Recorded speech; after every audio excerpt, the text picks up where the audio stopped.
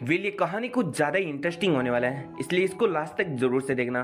तो कहानी की शुरुआत में हमें दिखाया जाता है हेवनली ट्रिब्यूलेशन को, जो कि किसी बंदे से कह रहा होता है कि ये जो इमोर्टल वर्ल्ड है वो अभी पूरा फुल हो चुका है एंड इसलिए हम किसी और नए मेंबर को यहाँ पर एक्सेप्ट नहीं कर सकते हैं। एंड उसके सामने एक कल्टिवेटर खड़ा होता है जो कि कहता है कि मैंने हजारों साल लेकर यहाँ पर प्रैक्टिस किया है एंड तब जाकर मैं यहाँ पर पहुंचा हूँ। एंड अगर तुम मुझे यहाँ पर रोकने का कोशिश करोगे तो ये तुम्हारे लिए ही बुरा होगा, क्योंकि मुझे आज इमोर्टल वर्ल्ड में जाने से कोई नहीं रोक सकता।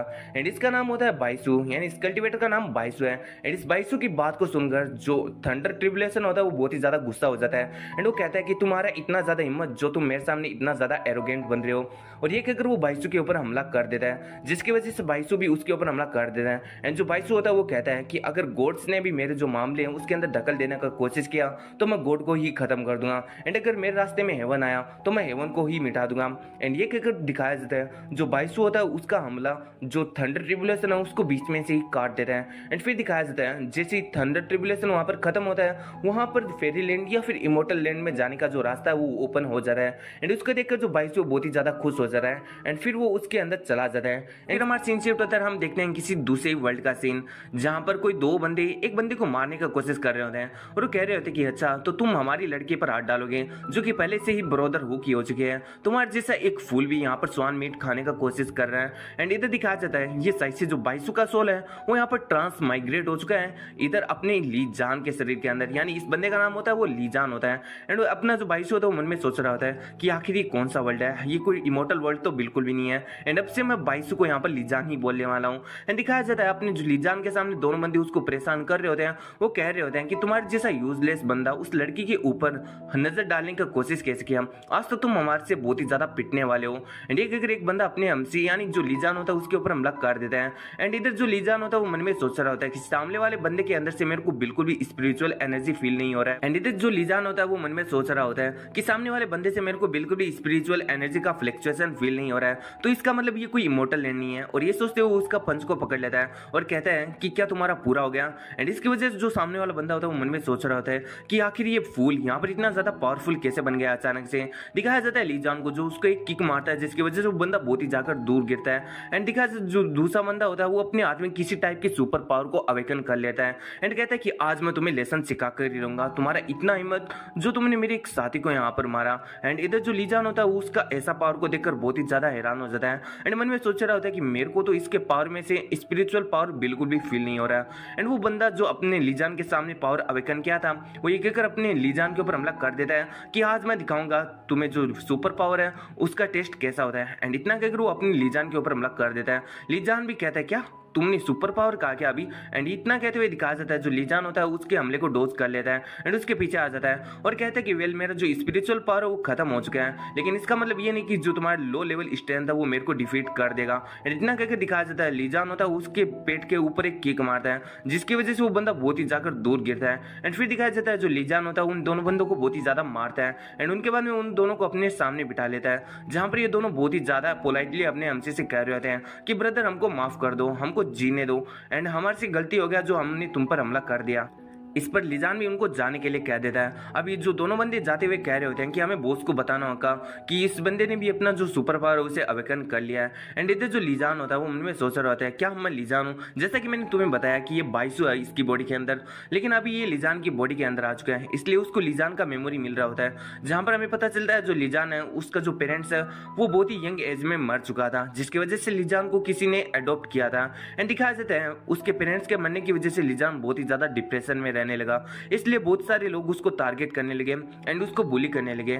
एंड ये चीज अपने हमसे को याद आ रही होते हैं। एंड फिर जो लीजान होता है मन में सोच रहा होता है कि मैं तो हेवन से फाइट कर रहा था, हेवनली ट्रिब्यूलेशन से, तो आखिर मैं यहाँ पर कैसे आ गया। मेरे को लगता है कि मेरे को जो इमोर्टल वर्ल्ड है उसमें न आने देने के लिए उन्होंने मेरे को कोई दूसरे ही वर्ल्ड के अंदर भेज दिया है। एंड यहाँ पर ये लोग पावर को जिस पावर को यूज कर रहे हैं उसको सुपर पावर कहते हैं एंड ये लोग हर कोई यहाँ पर अवेकन कर सकता है, लेकिन मेरे को लगता है कि जो इस बॉडी का रियल ओनर था वो इस पावर को बिल्कुल भी अवेकन नहीं कर पाया था। लेकिन क्या मैं इस फिजिक्स के साथ इमोर्टलिटी को कल्टीवेट कर सकता हूँ। लेकिन तभी दिखाया जाता है वहां पर एक लड़की आ जाती है जो कि कहती है कि लीजान आखिर तुम्हें किसने बुली किया वापिस से।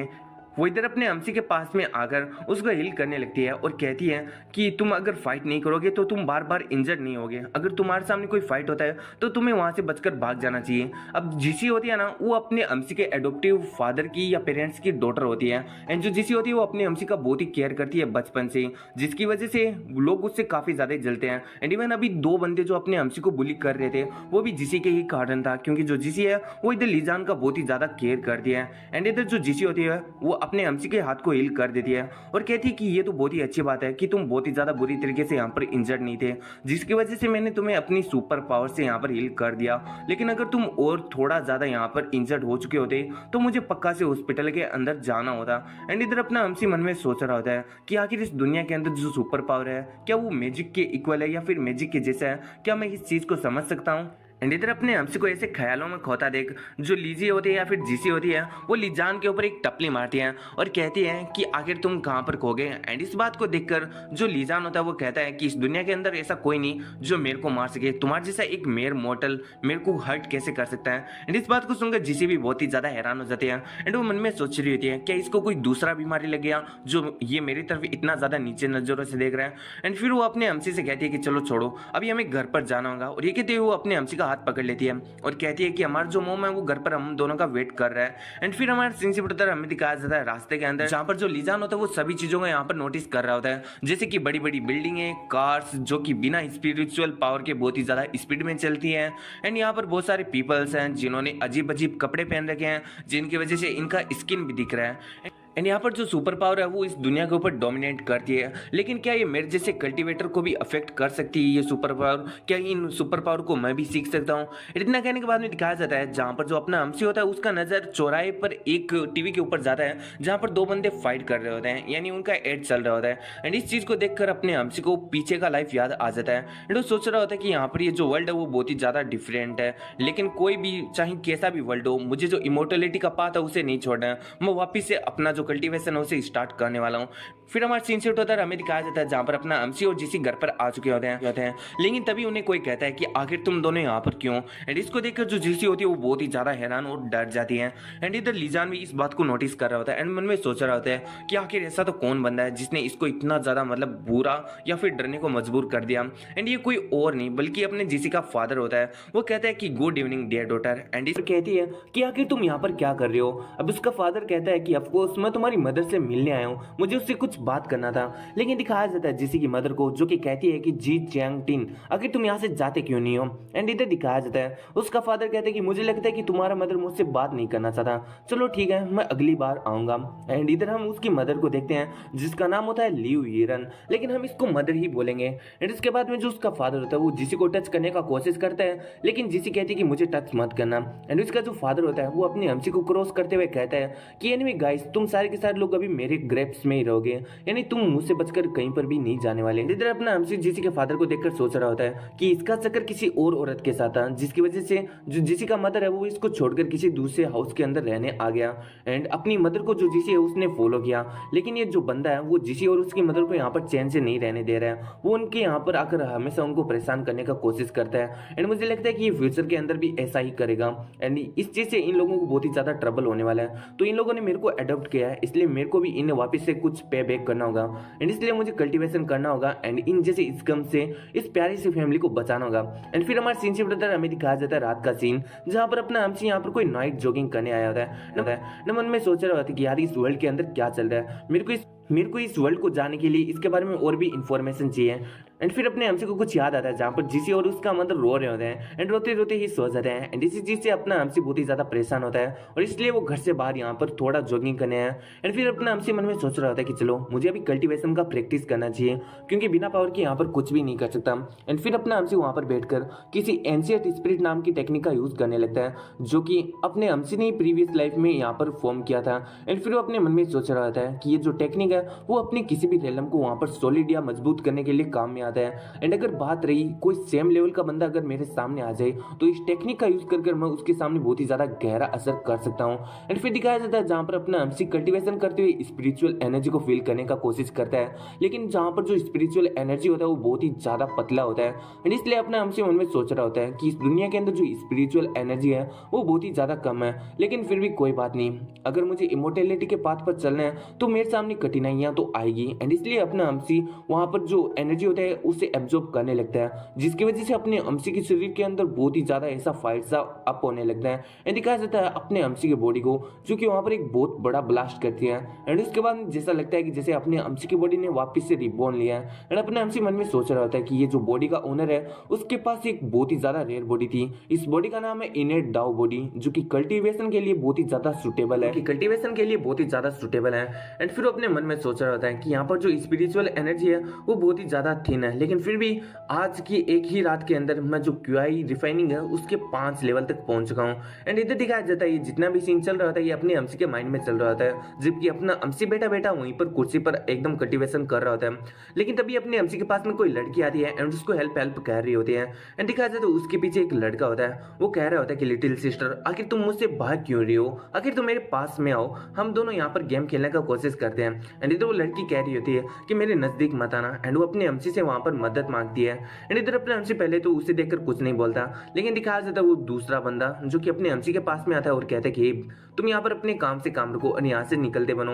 एंड इधर अपने एमसी उसकी इसी बातों को सुनकर मन में सोच रहा होता है कि ये फर्क नहीं पड़ता कि चाहे कौन सा भी दुनिया हो, लेकिन मुझे लगता है कि जो इडियट और स्कम है उनका कमी कहीं पर भी नहीं है। एंड इधर अपने एमसी को जवाब ना देता देखकर वो बंदा बहुत ही ज्यादा गुस्सा हो जाता है। एंड फिर वो अपने एमसी के ऊपर हमला कर देता है और कहता है कि आज तुम्हें पता चलेगा एक लेवल 2 के एबिलिटी यूजर का पावर। एंड इतना कहते हुए अपने एमसी उसके ऊपर हमला कर देता है। उसका जो एट्रीब्यूट होता है वो थंडर होता है। एंड इधर अपना एमसी मन में सोच रहा था कि चलो मुझे लगता है कि आज रात मैंने जो भी कल्टीवेशन किया है उसको यहाँ पर प्रैक्टिस करने का टाइम आ गया। लेकिन जो थंडर होता है ना वो अपने एमसी को बिल्कुल भी हर्ट नहीं कर पाता, अपने एमसी वहां पर कुछ भी नहीं करता, लेकिन फिर भी जो थंडर है वो अपने एमसी की बॉडी पर लगकर वहीं पर खत्म हो जाता है। एंड इस बात को देखकर वो बंदा कहता है कि आखिर ये कैसे हो सकता है, मेरा जो लाइटनिंग थंडर है उसने तेरे को बिल्कुल भी हर्ट नहीं किया, आखिर क्या तेरे पास मुझसे ज्यादा सुपर पावर है। अपने एमसी कहता है कि वेल ये जो सुपर पावर है वो मेरे को नीड नहीं है उनका, और जिन लेवल्स की तुम बात कर रहे हो वो भी मेरे लिए कोई मायने नहीं रखता।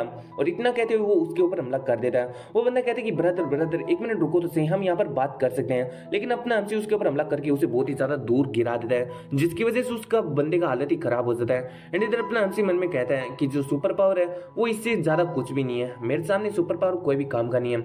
एंड दिखाया जाता है उस लड़की को जो कि अपने एमसी को पीछे से पकड़ लेती है और कहती है कि ब्रदर तुम में से बहुत ही ज्यादा अच्छा स्मेल आ रहा है। एंड इधर अपना एमसी मन में सोच रहा होता है इसका जो ब्लड सर्कुलेशन है वो सही नहीं है, इसका मतलब इस लड़की को किसी ने ड्रग दिया है। एंड फिर वो उस लड़की का हाथ पकड़ता है एंड अपनी किसी टेक्निक से उसका जो ड्रग है उसको नलीफाई करने का कोशिश करता है। एंड मन में सोचता है कि चलो मैंने इसको जो ड्रग था उसको नलीफाई कर दिया एंड थोड़ी देर के लिए मैंने इसको बेहोश भी कर दिया, जब ये उठेगी तब इसका पूरा का पूरा जो ड्रग वाला नशा वो खत्म हो जाएगा। लेकिन तभी दिखाया जाता है वहां पर कोई बंदा आ जाता है और कहता है कि ये बास्टर्ड जो मेरा सिस्टर है उसको वहां पर छोड़ दो।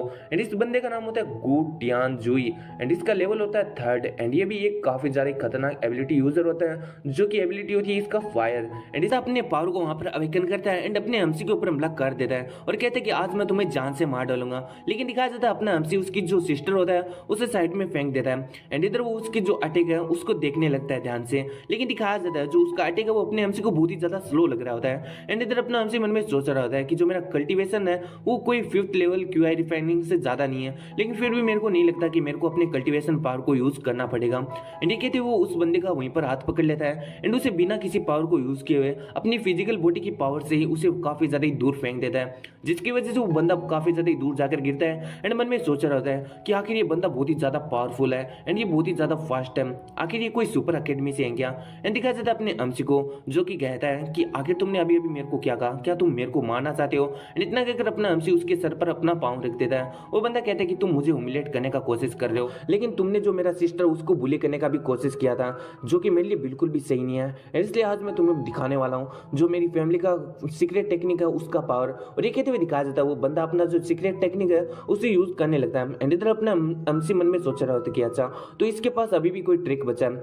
एंड दिखाया जाता है उस बंदे को जो कि वहां पर बहुत ही ज्यादा फायर पावर को रिलीज करता है, जिसकी वजह से अपना अमसी वहां से पीछे हट जाता है। एंड इधर वो बंदा कहता है कि मैं अपनी जो इस टेक्निक है उसके अंदर पूरी तरीके से मास्टर नहीं किया हूं, लेकिन फिर भी आज मैं तुमसे डील करने के लिए इसको यूज करने वाला हूं। इस टेक्निक का नाम होता है फ्लेम स्पार्क, जिसको यूज करते हुए अपने अमसी के ऊपर हमला कर देता है। एंड इधर अपने अमसी को दिखाया जाता है जो अपनी बॉडी इननेट दाऊ बॉडी की वजह से एकदम बचा हुआ होता है, क्योंकि ये बॉडी अपने अमसी को एक बैरियर देती है, जिसकी वजह से जो बाहर के अटैक होते हैं वो अपने अमसी की बॉडी को बिल्कुल भी नहीं लगते हैं। एंड इधर वो बंदा भी यही बात सोच रहा था कि जो मेरी फ्लेम है वो उसकी बॉडी को बिल्कुल भी छू नहीं पा रहा है। आखिर ये किस टाइप का सुपर पावर है, क्या इसके पास कोई अर्थ एलिमेंट है? एंड इधर वो अपने मन में सोचता है कि नहीं, देखने से ऐसा नहीं लग रहा कि वो बंदा वहां पर कोई सुपर पावर को यूज कर रहा है। एंड मुझे तो ये भी नहीं लगता कि उस बंदे के पास कोई सुपर पावर है भी। एंड इसलिए वो अपने अमसी से पूछता है कि आखिर तुम हो कौन।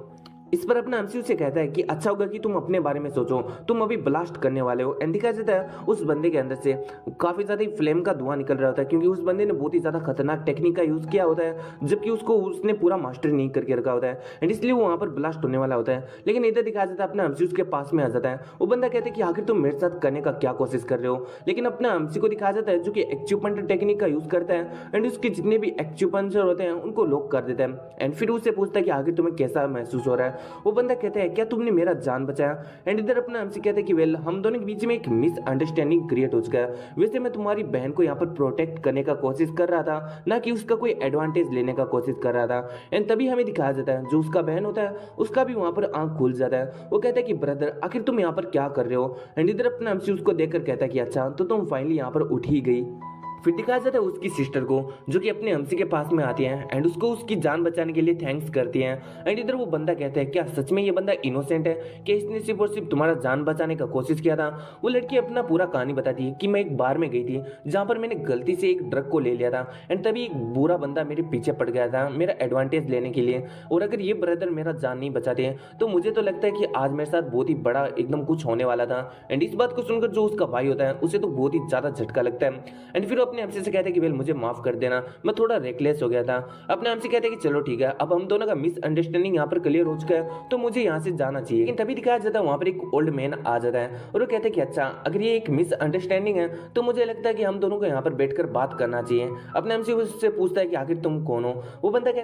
वो बंदा कहता है कि मैं इन दोनों भाई बहनों का यहाँ पर ग्रैंड फादर हूँ। एंड इस बंदे का नाम यहाँ पर गू वैन होता है। एंड फिर वो अपने हमसी से कहता है कि अगर तुम यहाँ पर नहीं होते लिटिल फ्रेंड तो मुझे तो लगता है कि जो मेरा यूजलेस ग्रैंडसन है वो यहाँ पर अपने आप को ही एक्सप्लोर कर लेता है। फिर वो अपने हमसे से कहता है कि तुमने मेरे ग्रैंड डॉटर एंड ग्रैंडसन का यहाँ पर जान बचाया तो तुमको मैं अपने घर पर एक बार के लिए इनवाइट करना चाहता हूँ दावत पर। एंड अगर तुम वहाँ पर आते हो तो फिर मैं तुम्हें पक्का से पे बैक कर दूंगा और ये हमारे लिए एक अच्छा डील होगा। इधर अपने हमसे कहता है कि मुझे इसका कोई भी जरूरत नहीं है और एक वहाँ से जाने लगता है। लेकिन वो ओल्ड मैन फिर से कंटिन्यू करता है और कहता है कि वेल मैं एक सुपर पावर रिसर्चर हूँ एंड मैं तुम्हारे टेक्निक्स को देखा हूँ, तुम्हारे अंदर बिल्कुल भी सुपर पावर नहीं है। तुमने जो यूज किया वो कोई सीक्रेट ऑफ एंशिएंट मोन्यूमेंट्स है। आखिर तुमने ये चीज कहाँ से सीखा जो तुम्हारा बॉडी एंड स्ट्रेंथ है वो बहुत ही ज्यादा एक्स्ट्रा ऑर्डिनरी है। तो मैं इस चीज को लेकर बहुत ही ज्यादा क्यूरियस हूँ, तो क्या तुम मेरे को इसके बारे में बताना चाहोगे। एंड इधर अपने हमसे उस ओल्ड मैन की बात को सुनकर सोच रहा होता है कि इस बंदे ने सच में मेरे बारे में पता लगा लिया कि मैं यहाँ पर कोई सुपर पावर का यूज नहीं कर रहा था। ये ओल्ड मैन सच में कुछ ना तो कुछ बात है इसके अंदर। ये कहते हुए अपने हमसे उसको कुछ भी जवाब नहीं देता और वहां से चला जाता है। एंड ओल्ड मैन भी अपने हमसे की तरफ ही देख रहा होता है। एंड फिर दिखाया जाता है वहां पर उसके ग्रैंडसन को। वो कहता है कि ग्रैंडपा आखिर ये बंदा कौन था जिसका बॉडी और स्ट्रेंथ बहुत ही ज्यादा यहाँ पर स्ट्रेंथ था। एंड इधर दिखाया जाता है जो उसका सिस्टर होता है वो कहता है क्या ये कोई वियर्ड बात है, मेरे को तो ये बंदा बहुत ही ज्यादा हैंडसम लगा। मेरे को तो ये भी लगता है कि ये हमारे जो ग्रैंडपा है उनके लेग को भी अच्छे से ठीक कर सकता है, क्योंकि इसने तुम्हें भी यहाँ पर एक्सप्लोड होने से बहुत ही ज्यादा इजीली रोक दिया था। एंड इसके ग्रैंडपा को दिखाया जाता है, वो कहता है कि आज के दिन जो भी यहाँ पर हुआ वो बाहर लीक नहीं होना चाहिए। एंड फिर किसी बंदे को कहता है और कहता है कि हमारे जो अमसी है या फिर इस बंदे का है ना, मेरे को सारा का सारा पर्सनल इंफॉर्मेशन चाहिए और इस बंदे को ढूंढो कि ये कहाँ पर रहता है। एंड वो अपने मन में सोच रहा होता है कि ये बंदा सच में अगर कोई लीजेंडरी बंदा हुआ तो मुझे लगता है कि जो मेरा फैमिली है वो वापिस से ग्रो होने वाला है। एंड फिर हमारा सीन से उठता है, हमें दिखाया जाता है अपने अमसी का घर का सीन, जहां पर अपने अमसी का जो एडॉप्टिव मदर है वो किसी फोटो की तरफ देख रहा होता है। एंड जैसे अपने अमसी घर पर जाता है उसका मदर उसको एक कपड़ा देता है और कहता है कि ये तुम्हारी आंट लिव ने तुम्हारे लिए प्रिपेयर किया, क्योंकि तुम्हारा जो कल स्कूल है वो लगने वाला है। और आंट लिव कोई और नहीं बल्कि अपने अमसी की इसी मदर का नाम होता है, क्योंकि ये जो अपने अमसी का रियल मदर नहीं है इसलिए अपना एमसी इसको आंट कहकर प्रोनाउंस करता है। एंड फिर अपना एमसी जो क्लोथ आता है उसके लिए उसको थैंक्स करता है। एंड जो जीसी होती है वो कहती है कि तुम इतना ज्यादा पोलाइट कब से बन गए, मुझे तो तुम बहुत ही ज्यादा स्ट्रेंज एक्टिंग करते हुए लग रहे हो। तुम्हें पता है कि ये जो क्लोथ है वो मेरी मदर ने तुम्हें यहाँ पर ला कर दिया है, एंड उन्होंने अपने बहुत सारा समय का सैलरी यहाँ पर तुम्हारे कपड़े लेने के लिए यहाँ पर लगा दिया है। एंड ये जो मेरा मदर है ये मेरे लिए इतना ज्यादा एक्सपेंसिव थिंग कभी नहीं खरीदती जितना कि उसने आज तुम्हें दिया।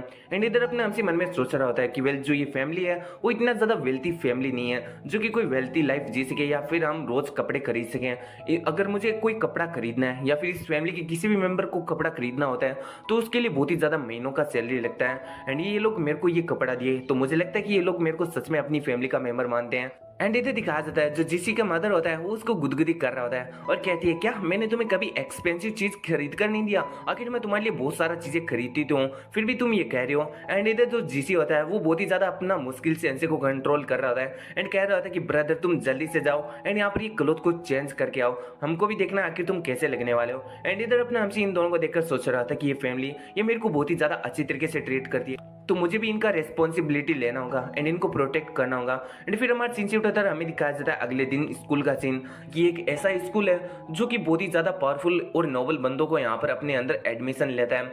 एंड यहाँ पर जो स्कूल है ये बहुत ही ज़्यादा फेमस है हमारी इस कंट्री के अंदर। एंड दिखाया जाता है वहाँ पर लड़कियाँ एंड जितने भी लड़के होते हैं वो बात कर रहे होते हैं कि ये आखिर वो इडियट ये जो इडियट है वो इतना ज़्यादा हैंडसम कब से बन गया। कोई कह रहा होता है कि क्या ये हैंडसम गाय लीजान है। एंड इधर दिखाया जाता है अपने हमसी को जो कि वास्तव में बहुत ही ज़्यादा हैंडसम लग रहा होता है अपने नए कपड़ों के अंदर। एंड जो जीसी होती है वो भी उसके साथ में होती है और कहती है कि जो कोई मैन है अगर उसको हैंडसम रहना है एंड अगर उसको ब्यूटी को बरकरार रखना है तो उसे अपने क्लोथ के ऊपर ही यहाँ पर रिलाई करना होगा। एंड फिर अपने हमसी को देखकर वहां पर लोग कमेंट कर रहे होते हैं कि जो लीजियान वो सच्ची में स्कूल आज गया, ये जो बंदा है वो बहुत ही ज्यादा फूल है लेकिन फिर भी ये हमारी स्कूल ब्यूटी के साथ घूम रहा है जीसी के साथ। एंड ये चीज मैं बिल्कुल भी एक्सेप्ट नहीं कर सकता। एंड इधर अपना हमसी मन में सोच रहा होता है कि जो ओरिजिनल ओनर था इस बॉडी का उसके पास कोई भी पावर नहीं था फिर भी ये इस स्कूल के अंदर आ गया। हैरानी की बात है ना, क्योंकि ये सिर्फ और सिर्फ जो जीसी है उसके रिलेशनशिप की वजह से एंड इसी की वजह से इसको अपॉर्चुनिटी मिला था इस स्कूल का एक यहाँ पर स्टूडेंट बनने को।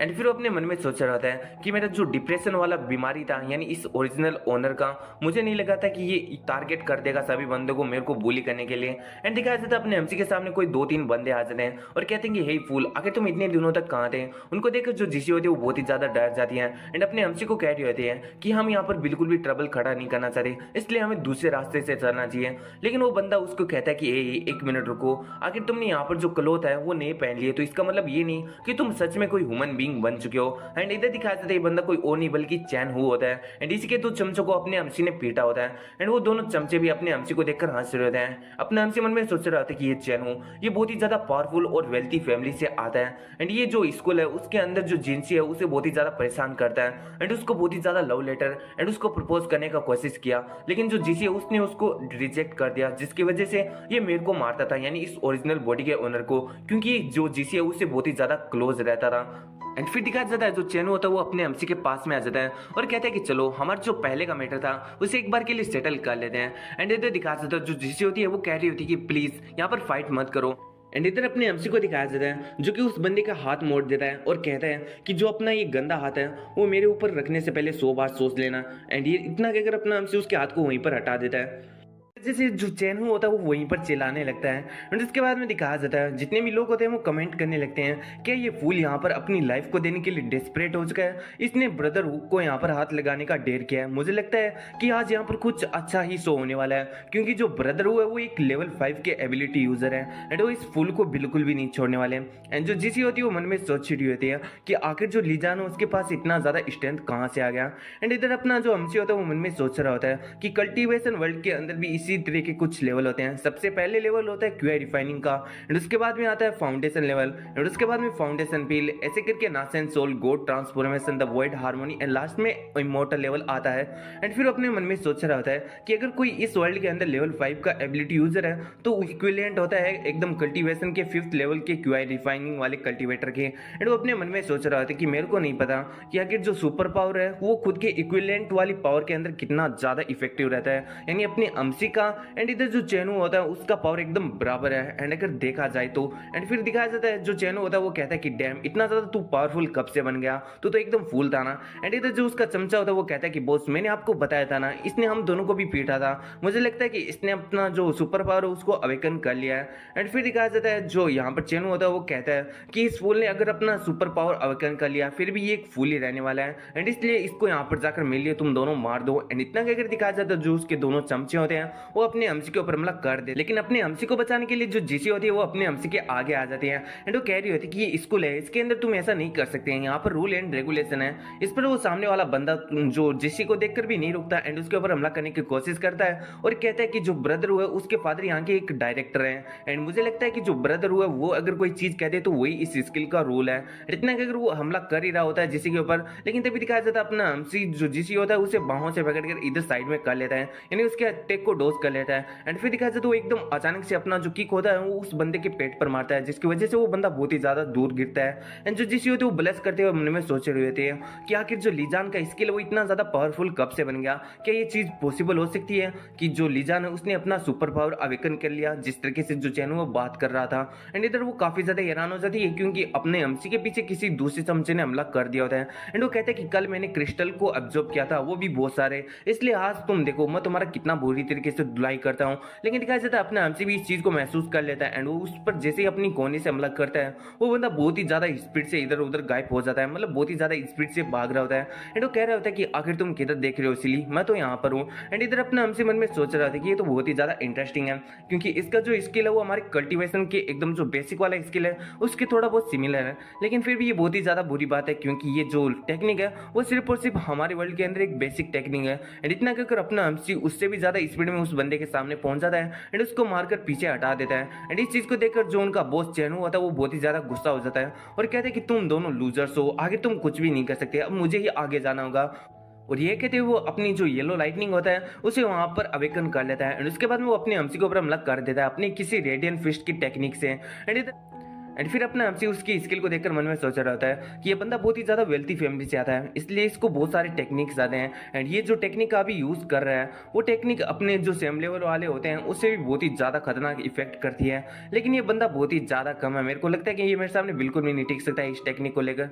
एंड इधर जो अपना चैनू है वो तो मन में सोच रहा होता है कि ये कोई ब्रेनलेस सा बंदा है जिसके पास बिल्कुल भी ब्रेन नहीं है, क्या हुआ अगर इसने अपना जो सुपर पावर है उसे अवेकन कर लिया, मुझे नहीं लगता कि ये बंदा मेरा कुछ भी बिगाड़ सकता है, इसको मारना तो मेरे लिए सिर्फ और सिर्फ एक चिंटी को मसलने जैसा है। और इतना अगर वो अपने हमसी के ऊपर अपनी रेडियन फिर से हमला कर देता है लेकिन वो वहीं पर रुक जाता है क्योंकि अपने हमसी ने अपनी एक ही उंगली से उसकी रेडियन फिश जैसी पावरफुल टेक्निक को रोक दिया होता है। एंड इस चीज को देखकर उस सामने वाले बंदे यानी चैनू को अपना हमसी किसी डेविल से कम नहीं लग रहा होता है एंड वो मन में सोच रहा था कि आखिर ये कैसे पॉसिबल हो सकता है, आखिर ये फूल इतना ज्यादा पावरफुल कब से बन गया। एंड दिखाया जाता है अपना हमसी एक ही उंगली से उसको पीछे पुश कर नीचे गिरा देता है एंड वो बंदा चिल्लाने लगता है कि ये इम्पॉसिबल है, अगर यहाँ पर कोई लेवल 6 का एबिलिटी यूजर होता तो वो मेरे रेडियन फिस्ट को यहाँ पर रेजिस्ट नहीं कर सकता था, आखिर तुम्हारे जैसा एक न्यूली अवेकन फूल आखिर तुमने कैसे किया ये सब कुछ। इधर अपना हमसे कहते हैं कि ये सिर्फ और सिर्फ एक्सपीरियंस है। इधर अपना हमसे मन में सोच रहा होता है कि लेवल 5 का एबिलिटी यूजर, मुझे लगा था कि ये मेरी पावर के थोड़ा बहुत सिमिलर तो होगा ही, लेकिन ये तो बहुत ही ज्यादा डिसअपॉइंटिंग की बात है कि इनका पावर तो मेरे आसपास भी नहीं है। फिर अपना हमसे मन में सोच रहा होता है कि मैंने अपने आप से एक बार कहा था कि मैं जीसी की फैमिली को यहाँ पर प्रोटेक्ट करूंगा,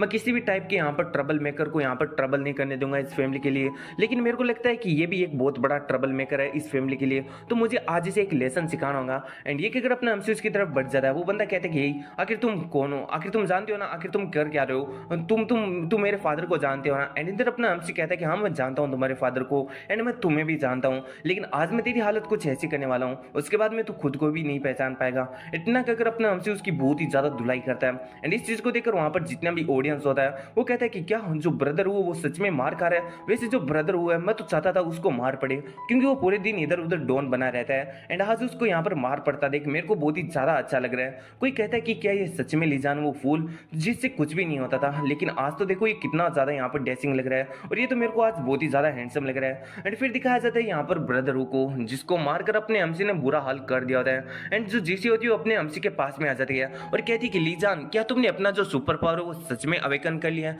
ये तो बहुत ही ज्यादा अच्छी बात है, अभी तुम्हें कोई और बुली नहीं कर पाएगा। एंड इतना कहने के बाद में जो जिसी होती है वो वहाँ पर अपने हमसी को किस कर देती, जिसकी वजह से अपना हमसी भी ब्लश करने लगता है, बहुत ही ज्यादा हैरान होता है। फिर हमारे सीन शिफ्ट होता है, हमें दिखाया जाता है किसी बार का सीन जहाँ पर कोई बंदा कह रहा होता है कि अच्छा तो उससे किसी एक फूल ने मारा है ना। सामने वाला बंदा कहता है कि हाँ, एंड ये बंदा कोई और नहीं बल्कि अपने जो चैनू है उसका ही कोई चमचा होता है। वो सामने वाला बंदा कहता है कि ये तो बहुत ही ज्यादा बेकार बात है, जो चैनू है वो इस चीज को हैंडल नहीं कर पाया, लेकिन तुम्हारे जैसे लूजर को उसने क्यों हायर किया था जबकि तुम उसका साथ नहीं दे सके, जब तुम उसको प्रोटेक्ट नहीं कर सके। एंड फिर हमें इसका इंट्रोडक्शन पता चलता है, इस बंदा का नाम है चेन जियाओ एंड ये वुजिन हॉल का मास्टर है एंड इसी के साथ साथ ये चेन हू का फादर भी है। वो सामने वाला बंदा उसकी अच्छी बातों को सुनकर कह रहा होता है कि हेल मास्टर मुझ पर थोड़ी दया कीजिए, लेकिन दिखाया जाता है यहाँ पर जो चेन जिया होता है वो अपनी स्किल को यूज कर लेता है एंड इसके बाद में वो सामने वाले बंदे को जो लाइटनिंग वाली पावर है उसे वहीं पर एकदम खलास कर देता है। एंड फिर वो कहता है कि वैसे जो मेरा बेटा है वो सभी लोगों को बुली करता है, लेकिन आज किसी ने उसे बुली किया,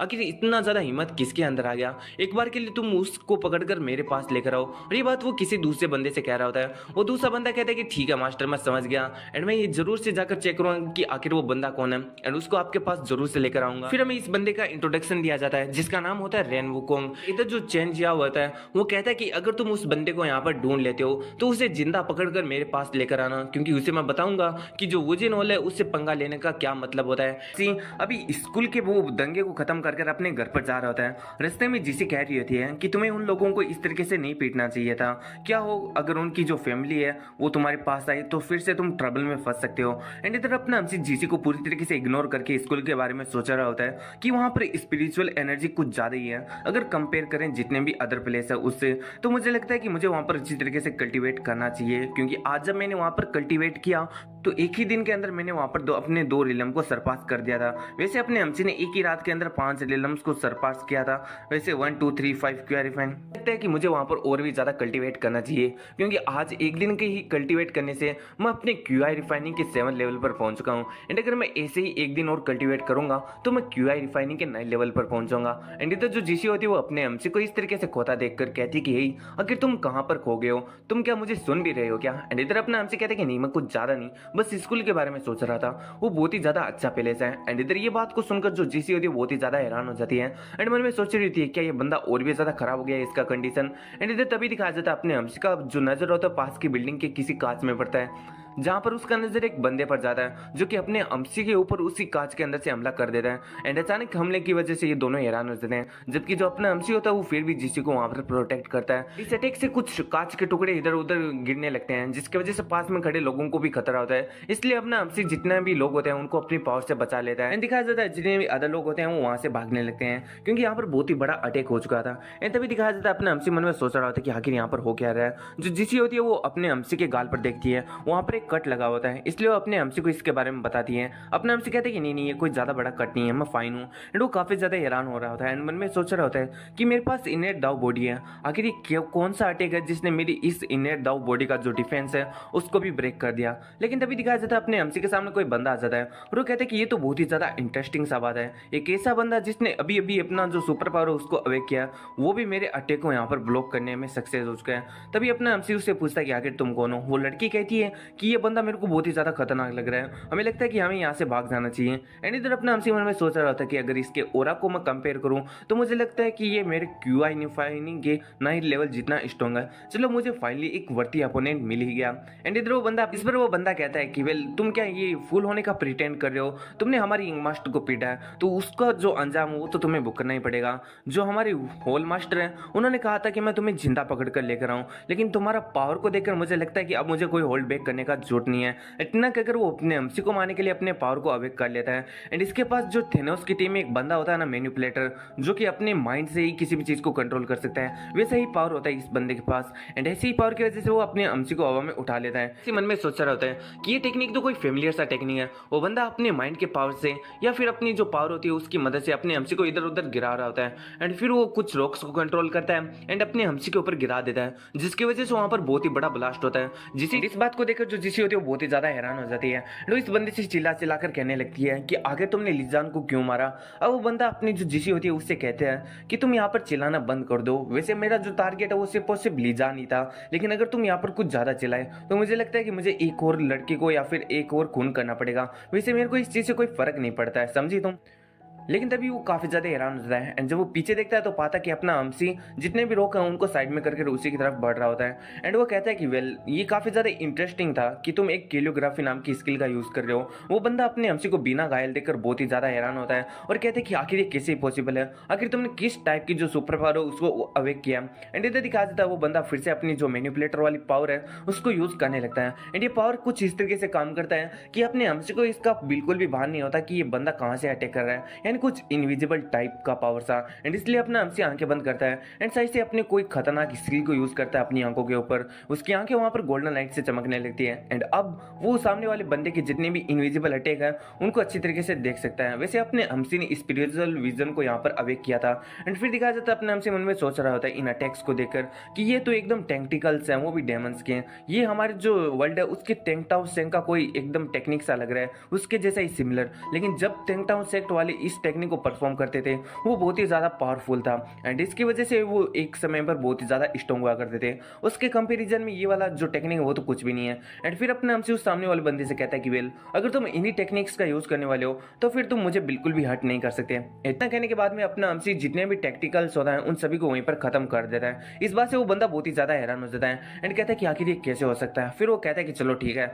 अगर तुमने मेरे एक बार जो टेक्टिकल्स है उनको बर्बाद कर दिया तो मैं फिर से तुम्हारे ऊपर हमला करने वाला हूँ। और इतना कहकर वो वापस अपने टेक्टिकल्स को वहां पर अपीयर कर देता है, लेकिन इस बार टेक्टिकल्स नहीं होते बल्कि वो कुछ रॉक्स को कंट्रोल करता है एंड अपने हमसी को हमला कर देता है। लेकिन अपना हमसी भी कहां पर रुकने वाला था, वो अपनी जो वर्ल्ड है उसकी लिंगू स्वॉर्ड आर्ट का जो फोर्ट स्टाइल होता है उसको यूज करता है एंड जितने भी रॉक होते हैं उन्हें एक ही झटके के अंदर काट देता है। एंड इस चीज को देखकर वो बंदा मन में सोच रहा होता है कि आखिर ये कौन है। एंड इधर अपने हमसी का जो रोड होता है वो उस बंदे को एकदम स्वॉर्ड जैसा दिखाई दे रहा होता है और इसी के साथ साथ इसको अपने हमसी का जो पिछले वाला रूप बाइसो वाला होता है ना वो दिखाई दे रहा होता है। लेकिन तभी दिखाई देता है अपना हमसी उसको अपनी रोड के साथ वहीं पर क्रॉस कर देता है एंड इधर वो बंदा मन में सोच रहा होता है कि मैं सच में यहाँ पर हार गया। एक ऐसा बंदा जिसने अभी अभी अपनी सुपर पावर को अवेक किया था। इधर अपना हमसी उससे कहता है कि वेल जो तुम्हारा स्किल था वो बहुत ही ज्यादा सुपर था, लेकिन तुमने अपनी जो बॉडी उसको अच्छी तरीके से कल्टीवेट नहीं किया एंड यही कारण है तुम्हारे हारने का। वो बंदा अभी जमीन पर गिर जाता है एंड फिर अपना हमसी अपनी जो रोड होता है उसे सोट की तरह अपने पीठ पर रखने लगता है। लेकिन तभी उसे याद आता है कि ये वर्ल्ड उसका नहीं है, यानी यहाँ पर कोई सोट वोट तो रखने नहीं देता। इसलिए वो उनमें सोचता है कि वेल मुझे आदत डालना होगा इस वर्ल्ड के अंदर रहने को। लेकिन तभी दिखाया जाता है जो जिसी होती है वो अपने हमसी के पास में आ जाती है एंड वो पूछती है लीजान तुम सही हो ना। इधर अपने हमसी कहते हैं कि वो छोटे मोटे कीड़े थे, वो मेरा क्या ही बिगाड़ सकते हैं। जिसी कहती है कि वेल तुम अभी भी ऐसे मूड में हो जहाँ पर तुम मुझसे मजाक करो, मैं तुम्हारे लिए कितनी ज्यादा परेशान थी। इधर वो लड़का अपने हमसी से कह रहा होता है कि वेल तुम्हें हमारे जो वुजिनोल वाले मास्टर वो नहीं छोड़ेंगे, तुम्हें पक्का से यहाँ पर मौत देंगे। एंड इधर जो जिसी होती है वो कहती है क्या कौन वुजिनोल, क्या हमने कोई पावरफुल लोगों को यहाँ पर क्या प्रवोक कर दिया। एंड तभी दिखाया जाता है वहां पर कोई बंदा आ जाता है। इधर अपना हमसी से पूछता है कि अच्छा वुजिनोल एंड तुम्हारा मास्टर, चलो बताओ वो है कहाँ पर। लेकिन तभी दिखाया जाता है वहां पर कोई बंदे आ जाते हैं एंड ये और कोई नहीं बल्कि वही फर्स्ट चैप्टर वाले अपने जो ब्रदर एंड सिस्टर होते हैं ना वही होते हैं। वो कहते हैं कि वेल कौन ऐसा है जिसने हमारी गू फैमिली को टच करने का कोशिश किया। एंड इधर वो बंदा गू फैमिली का नाम सुनकर बहुत ही ज्यादा हैरान हो जाता है। उस लड़की को दिखाया जाता है जो अपने हमसी के जाते ही गले लग जाती है और कहती है कि मेरे बेनिफिक्टर मैं आपको बहुत ही ज्यादा याद किया। एंड इधर वो फिर वापिस से कहने लगती है कि वेल आप इतना ज्यादा अच्छा स्मेल आज ही करते हो या फिर हमेशा से ऐसा करते आ रहे हो। एंड इधर अपना हमसे मन में सोच रहा होता है कि ये तो वही लड़का और लड़की है ना जिसको मैंने पहले बचाया था। एंड इधर जो जिसी होती है वो बहुत ही ज्यादा गुस्सा हो रही होती है और वो कहते हैं कि लीजान आखिर ये लड़की है कौन। इधर जो लड़की होती है वो कहती है कि वेल सिस्टर मैं जो हमारे बेनिफिक्टर है उसका दोस्त हूँ और मेरा नाम है गू टियानजेन। एंड इस बात को सुनकर जो जिसी होती है बहुत ही ज्यादा गुस्से में कहती है अपने हमसी से वेल मुझे नहीं पता था कि तुम्हारे पास इतना ज्यादा लवली फीमेल फ्रेंड भी है। इतना हमसी भी उस लड़की से कहता है कि मिस मैं आपके ऐसे चिपका चिपकी से बिल्कुल भी फेमिलियर नहीं हूँ, इसलिए आप थोड़ा मेरे को अकेला छोड़ दीजिए। एंड इस पर वो लड़की कहती है कि मेरे बेनिफिक्टर आई मीन माई बेनिफिक्टर आप इतना ज़्यादा कोल्ड क्यों हो रहे हैं। इधर उसका भाई कहता है कि कम ऑन टियानजुन जो मास्टर है उनको बिल्कुल भी ऑफेंड मत करो। फिर हमें दिखाया जाता है जो ग्रैंडसन होता है गू फैमिली का वो कहता है कि हमें माफ़ कर दीजिए क्योंकि हमें दूसरों से कैसे मिलते हैं और बात करते हैं उसका अभी अंदाज़ा नहीं है। होप करता हूँ कि जो एक्सपर्ट हो इस चीज़ का बिल्कुल भी बुरा नहीं मानेंगे। एंड इधर वो बंदा मन में सोच रहा होता है कि ये गू फैमिली जो कि बहुत ही ज़्यादा जानी मानी फैमिली है, इवन इनका जो इन्फ्लुएंस है है वो यहाँ पर जितने भी economic, political, military, scientific research, हर एक फील्ड के अंदर इनका बहुत ही ज़्यादा अच्छा इन्फ्लुएंस है। ये एक ऐसी फैमिली है जो कि पूरी के पूरी आसमान को एक हाथ से ढक सकती है। तो इतनी ज़्यादा खतरनाक फैमिली आखिर इस लड़के का यहाँ पर क्यों यहाँ पर रिस्पेक्ट कर रहा है और ये लड़का इस तरीके से एक्ट कर रहा है जैसे कि इसको इस चीज़ का कोई फर्क ही नहीं पड़ता। ये तो बहुत ही ज़्यादा इम्पॉसिबल है। लेकिन ये जो इम्पॉसिबल शब्द है ये थोड़ा ही ज़्यादा ही जोर से बोल देता है एंड ये चीज़ अपने हमसी को भी सुनाई दे जाता है। इसलिए अपने हमसी उससे पूछता है, क्या तू अभी भी कन्विंस नहीं हुआ क्या तू मुझसे और फाइट करना चाहता है? अब इस बंदे की फट जाती है क्योंकि ये अपने बैकअप के जोर पर अभी तक यहाँ पर एरोगेंट बन रहा था, लेकिन इसे पता चल चुका है कि अपने हमसी के पास इससे भी खतरनाक यहाँ पर बैकअप है। इसलिए ये बंदा अपने हमसी के सामने अब गिड़गिड़ाने लगता है और कहते हैं कि मुझे माफ़ कर दीजिए मिस्टर लीजान, मुझे माफ़ कर दीजिए, मैंने आपको गलती से अगर ऑफेंड कर दिया है तो मैं इसके लिए आपको बहुत ही ज़्यादा सॉरी मांगता हूँ। मैं तो सिर्फ और सिर्फ अपने बॉस चेन जियाओ के यहाँ पर ऑर्डर फॉलो कर रहा था एंड इसके अलावा मैं कुछ भी नहीं कर रहा था। मैं होप करता हूँ कि जो मास्टर है वो मेरे को यहाँ पर छोड़ देंगे। इधर अपने हमसी मन में सोचा रहता है, क्या चेन जियाओ, क्या ये चेनहो का फादर है? वैसे मैंने नहीं सोचा था कि वो लड़का चेनहो अपने फादर को या फिर अपनी फैमिली पावर को इस चीज़ के अंदर इन्वॉल्व कर लेगा। तभी दिखाया जाता है जो ग्रैंडसन होता है वो कहता है कि अच्छा चेन जियाओ, अरे वो तो वही है ना जो कि हमारी फैमिली का एक कुत्ता बना रहता था पैसों के लिए, और जब उसके पास पैसे आ गए तो वो अपनी दूसरी सिटी के अंदर जाकर उसने अपना नया फैमिली खड़ा कर लिया। वैसे आप इस मैटर को मेरे ऊपर छोड़ सकते हैं एंड मैं उसको पूरा का पूरा ऐसा रियलाइज कराऊंगा कि उसने किस टाइप का मिस्टेक किया है हमारे ऑनरेबल गेस्ट के साथ पंगा लेकर। एंड तभी अपने हमसे कहता है कि ठीक है मैं इस मैटर को तुम्हारे ऊपर छोड़ता हूँ और उस लड़के से कहता है कि अगली बार मेरे और जो जीसी के करीब अगर तू दिख गया ना तो फिर तू अपने जितने भी कॉन्सिक्वेंस हैं उसके लिए खुद ही रेस्पॉन्सिबल होगा। इतनी बात सुनने के बाद में वो लड़का वहां से भाग जाता है एंड इधर जो जीसी होती है वो काफ़ी ज़्यादा हैरानी में अपनी हमसी से पूछ रही होती है क्या ये वही गू फैमिली है जो कि बहुत ही ज़्यादा जानी मानी फैमिली है और उसका इन्फ्लुएंस बहुत ही ज़्यादा है। इस पर अपने हमसे कहते हैं कि हो भी सकता है। वेल जो गू फैमिली है वो उसका नाम थोड़ा अजीब है एंड अब हम क्या कर सकते हैं, इसका नाम अब ऐसा ही बोलना पड़ेगा। फिर अपने हमसे कहता है कि चलो आखिर तुम लोग यहाँ पर मुझसे मिलने क्यों आए हो, क्या तुम्हारे साथ कुछ गलत हुआ? एंड इधर जो लड़का होता है यानी वो कहता है कि वेल हम आपसे इसलिए मिलने आए हैं क्योंकि जो लास्ट टाइम आपने हमारे ऑफर को ठुकरा दिया था इसलिए हम आपको वापस से इन्वाइट करना चाहते हैं। क्या आप हमारा ग्रेटिट्यूड यहाँ पर एक्सेप्ट करेंगे? क्या आप हमारे जो घर पर है, क्या हमारे घर पर एक बार के लिए गेस्ट बनकर आ सकते हैं ताकि हम आपको वापस से पे बैक कर सकें? इधर अपने हमसे कहते हैं कि नहीं मैं बिल्कुल भी इंटरेस्टेड नहीं हूँ। वैसे भी जो गू फैमिली बहुत ही ज़्यादा पावरफुल है एंड अगर उस दिन मैं इस लड़की को नहीं बचाता तो भी इसके साथ कुछ भी नहीं होने वाला था।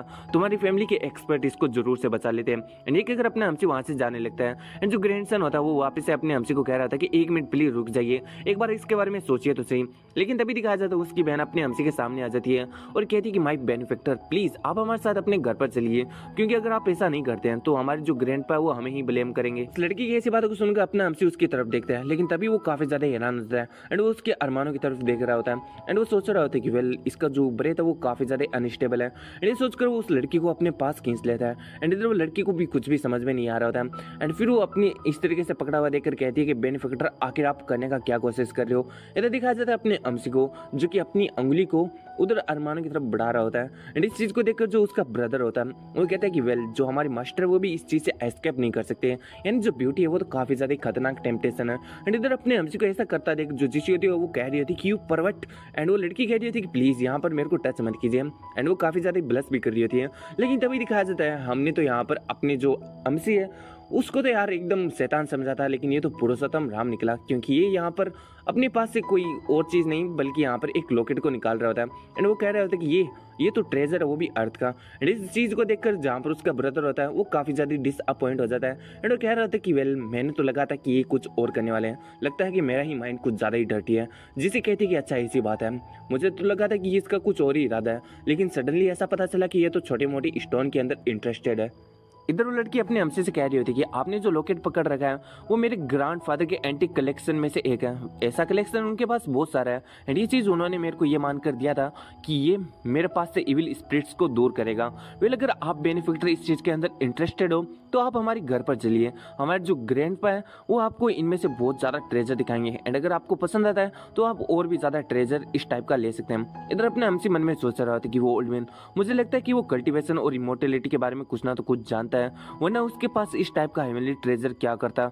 मुझे लगता है कि एक बार मुझे इसके घर पर चलना ही चाहिए। इसलिए अपने हमसे कहता है कि चलो ठीक है, मैं तुम्हारे साथ घर पर चलने के लिए तैयार हूँ। फिर हमारे सीन से उठाकर हमें दिखाया जाता है गू फैमिली का सीन। अब कमरे के अंदर जाते ही हमें दिखाया जाता है जहाँ पर जो ओल्ड मैन होता है वो वहाँ पर अपने हमसे का इंतजार कर रहा होता है। एंड इधर जो जीसी होती है वो तो टेबल पर लगे खाने को देखकर ही सोच रही थी वाओ ये कितना ज्यादा लग्जरियस है। एंड फिर जो ओल्ड मैन होता है वो अपने हमसे से कहता है कि माई लिटिल फ्रेंड, तुम्हारा बहुत बहुत शुक्रिया जो तुम हमारे घर पर आए। तुम्हारे आने से हमारे जो घर का रौनक है वो बहुत ही ज्यादा बढ़ गया, इसलिए तुम मेरे पास और यहाँ पर मेरे पास ही बैठो।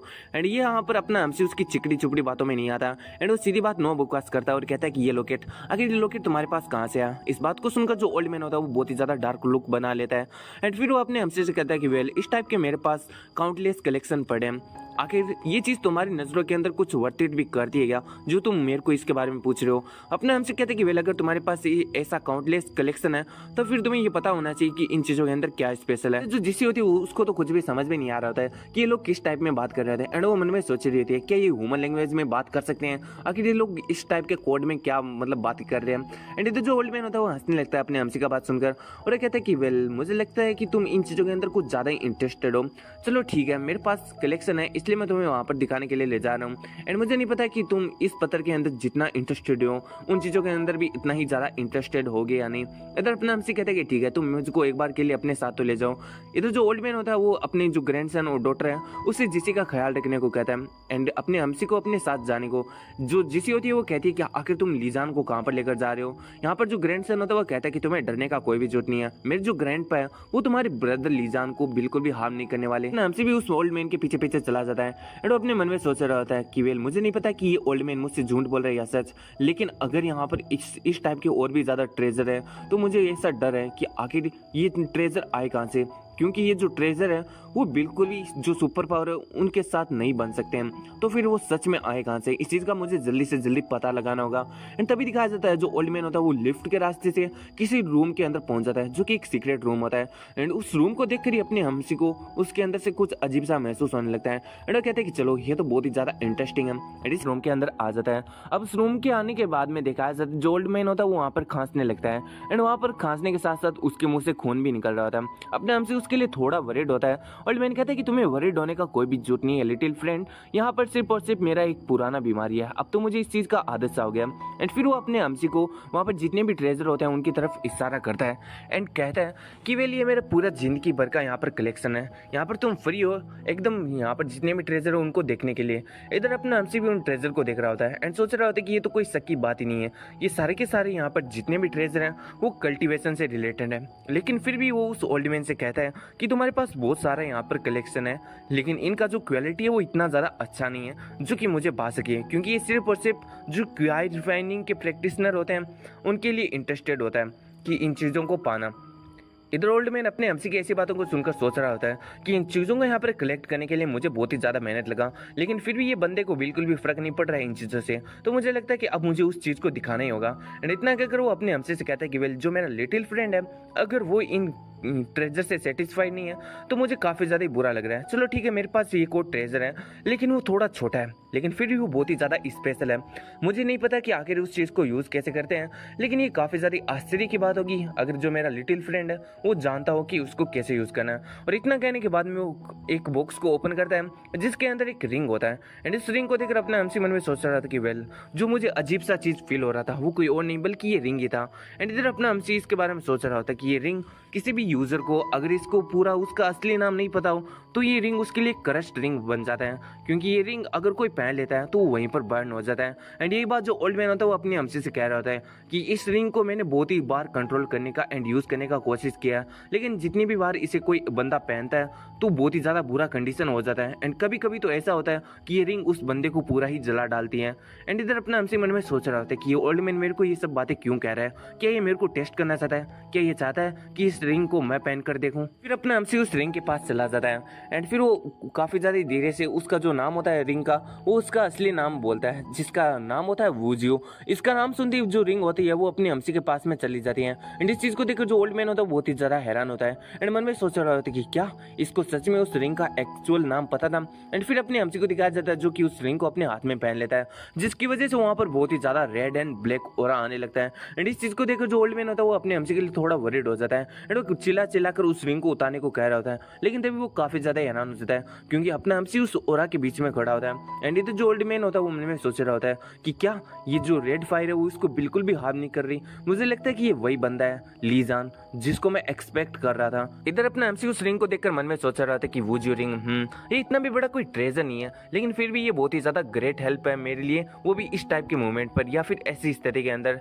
वैसे मेरे को थोड़ा एफर्ट लगेगा लेकिन फिर भी मैं इसको अपने लिए यूज में लेकर आ जाऊंगा। और इतना कहकर वो अपने अमसी जो होता है ना अपनी सोल को उस रिंग के अंदर पहुंचा देता है। फिर हमें दिखाया जाता है स्पिरिचुअल स्पेस का सीन जो कि रिंग का होता है, मतलब रिंग के अंदर आ चुका होता है अपने अमसी का सोल। तभी हमें दिखाया जाता है वहां पर 3 हेडेड डॉग को जो कि अपने अमसी को वहां पर मारने आया होता है एंड वो काफी ज्यादा खतरनाक लग रहा होता है। एंड उसको देखकर अपने अमसी मन में सोच रहा होता है कि मेरी जो लास्ट लाइफ थी उसके अंदर जो मेरे मास्टर थे उन्होंने ट्राइड किया था, मतलब 3 हेडेड वाले डॉग से फाइट किया था, लेकिन मैंने कभी एक्सपेक्ट नहीं किया था कि मेरा एनकाउंटर आज इस दुनिया में मेरे रिबोर्न होने के बाद में इन लोगों से हो जाएगा।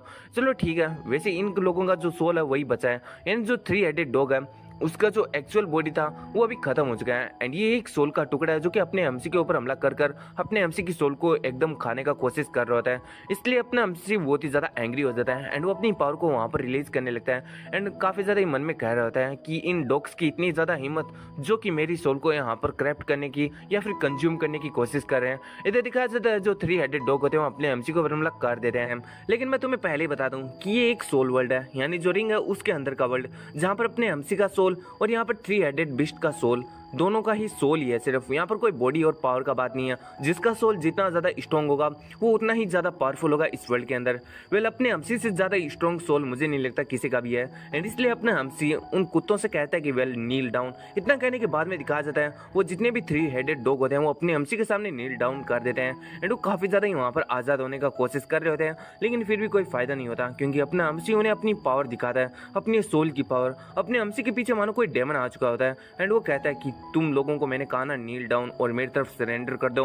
एंड अपने हमसी का ऐसा गॉड लाइक पावर देखकर वो 3 हेडेड डॉग भी बहुत ही ज्यादा हैरान हो जाते हैं एंड अभी वो एकदम क्यूट से पप्पी से बन जा रहे हैं। एंड इधर अपने हमसी उनको उठाता है और कहता है कि इस बात को याद रखना अब से कि मैं तुम्हारा मास्टर हूँ एंड अगर तुम लोगों ने मुझे डिसओबे करने की कोशिश किया तो फिर मैं तुम्हें क्रश कर दूंगा, वो भी किसी भी टाइम पर। एंड इस बात को अपने दिमाग में कान खोलकर बिठा लेना। एंड इसी हेडेड डॉग के बारे में सोच रहा होता है एंड वो अपनी सोल को अपनी रिंग से बाहर निकाल चुका होता है यानी रियल वर्ल्ड में। एंड वो सोच रहा होता है कि अगर जो ये 3 हेडेड डॉग है उसकी फिजिकल बॉडी को अगर रियल में अपीयर किया जाए तो उसका जो कल्टीवेशन है उसके ओनर का जितना ही होगा, यानी जितना स्ट्रॉन्ग मैं बनूंगा फ्यूचर के अंदर उतना ही स्ट्रॉन्ग ये 3 हेडेड डॉग होने वाला है। एंड फिर दिखाया जाता है अपने अमसी के पीछे जो ओल्ड मैन होता है वो कहता है कि लिटिल फ्रेंड मुझे लगता है कि तुम वही पर्सन हो जिसकी मुझे तलाश है। अब जो हमारी गू फैमिली है वो बहुत ही ज्यादा हैप्पी है तुम्हें पाकर। लेकिन तभी दिखाया जाता है जो ओल्ड मैन होता है उसे वहां पर एकदम खांसी सा आने लगता है एंड अपने हमसी को एकदम हैरान होता है कि आखिर उसके साथ हो क्या रहा है। क्या जाता है अपने हमसी को क्या जाता है ओल्ड मैन के पास जो चेयर होता है उसके ऊपर एक सायरन सा लगा होता है, वो सायरन से आवाज आ रहा होता है कि वार्निंग वार्निंग, जो पेशेंट का विटल साइन है वो काफी ज्यादा अनस्टेबल हो चुका है, इसे जो मेडिकल अटेंशन है उसका बहुत ही ज्यादा रिक्वायर्ड है। एंड इधर अपना हमसी उसका जो बॉडी है उसको चेकअप करने का कोशिश करता है एंड ज्यादा तो मेरे को समझ में नहीं आता, लेकिन फिर मैं इतना बता सकता हूँ कि ओल्ड मैन को किसी ने पॉइजन दे दिया।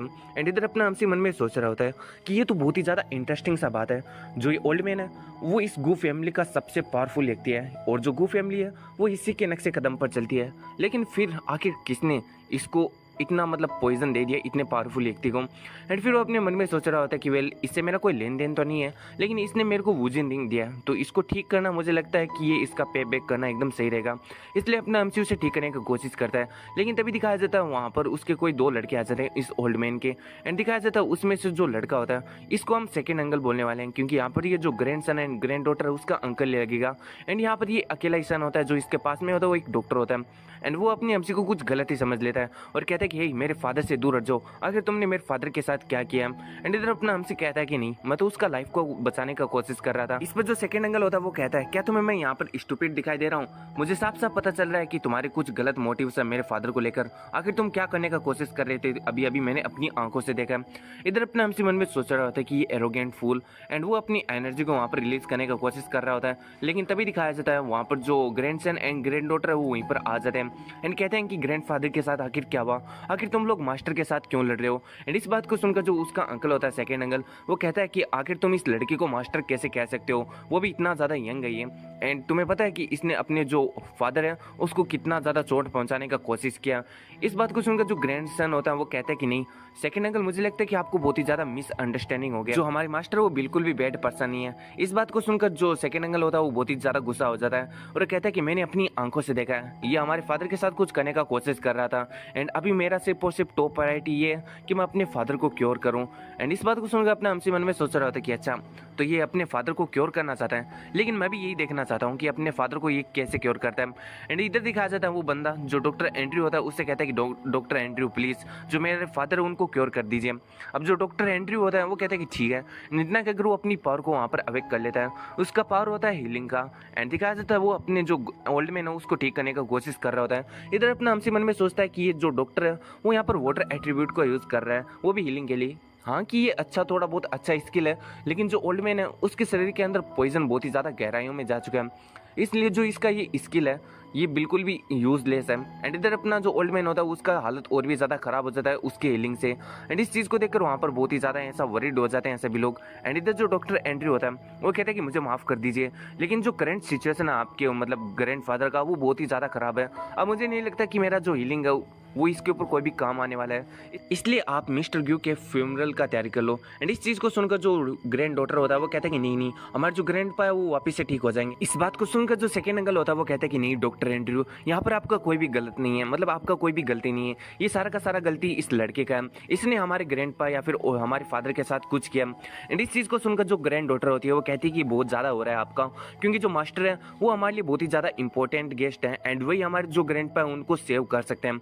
एंड इस बात को सुनकर जो सेकेंड अंकल होता है वो कहता है कि आखिर तुम ऐसा कैसे बोल सकती हो, ये वही लड़का है जिसने हमारे ग्रैंडपा यानी तुम्हारे ग्रैंडपा और मेरे फादर को यहाँ पर टच करने एंड हार्म करने का कोशिश किया। मैं बिल्कुल भी एग्री नहीं होने वाला हूँ, एंड मैं इसको बिल्कुल भी जो ग्रैंडपा है उनको बिल्कुल भी टच नहीं करने देना चाहता। इधर अपना एमसी कहता है कि वेल तुम इतना ज़्यादा टाइम वेस्ट क्यों कर रहे हो, मैं यहाँ पर उनको बचाने का कोशिश कर रहा हूँ, लेकिन तुम मेरे बार बार बीच में आ रहे हो। इस बात को सुनकर जो सेकेंड अंकल होता है वो कहता है कि तुम बहुत ही ज़्यादा बोल रहे हो, आखिर तुम्हारे पास कौन सा राइट है जो तुम यहाँ पर बोल सकते हो। जो डॉक्टर एंड्रयू है वो इस सिटी के सबसे बड़े डॉक्टर हैं, एंड वो आज तक कभी भी फेल नहीं हुए, वो सिर्फ और सिर्फ तुम्हारी वजह से कि तुमने हमारे फादर के साथ कुछ किया है और इसलिए वो हमारे फादर को यहाँ पर हील नहीं कर पा रहे। इस पर अपना हमसे कहते हैं कि तुम मुझे बार बार स्टॉप करने का कोशिश कर रहे हो तुम्हारे फादर का जान बचाने से, तो क्या मैं ये समझ सकता हूँ कि तुम मेरी मेडिकल स्किल पर कोई बिलीव नहीं कर रहे हो या फिर तुम्हारे कोई अलग ही मोटिव्स है जिसकी वजह से तुम टाइम को डिले करना चाहते हो। एंड अपने हमसे का ये बात सुनकर जो अंकल होता है वो बहुत ही ज्यादा यहाँ पर नर्वस हो जाता है, एंड इस बात से हम समझ सकते हैं कि इसने कुछ ना तो कुछ किया।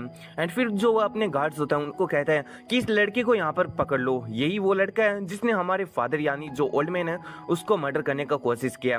एंड इस चीज को सुनकर जितने भी गार्ड होते हैं वो अपने एमसी की तरफ बढ़ने लगते हैं, एंड इधर अपना एमसी मन में सोच रहा होता है कि ये इडियट्स का ग्रुप, इनकी हिम्मत जो ये मुझ पर हमला कर रहे हैं। एंड इतना अगर वो अपनी चुटकी को बजाता है, आई मीन अपनी चुटकी को बजाता है, एंड दिखाया जाता है उसकी चुटकी बजाते ही वहां पर जो 3 हेडेड डॉग होता है वो आ जाता है। एंड जैसा कि हमने देखा था जो 3 हेडेड डॉग है वो सोल वर्ल्ड के अंदर कितना ज़्यादा बड़ा होता है उसका साइज, एंड वैसा ही साइज इसका रियल वर्ल्ड के अंदर होता है। एंड इधर अपना एमसी उनसे कह रहा होता है कि इन इडियट्स के साथ तुम थोड़ा खेल सकते हो।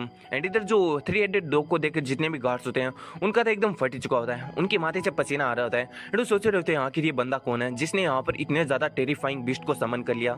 कोई कहता है कि ये तो बहुत ही ज़्यादा टेरेबल है, एंड इधर जो ग्रैंडसन होता है वो मन में सोच रहा होता है कि मैं ये लेवल को बिल्कुल भी अचीव नहीं कर सकता जहाँ पर मैं एक बिस्ट को समन कर सकता हूँ।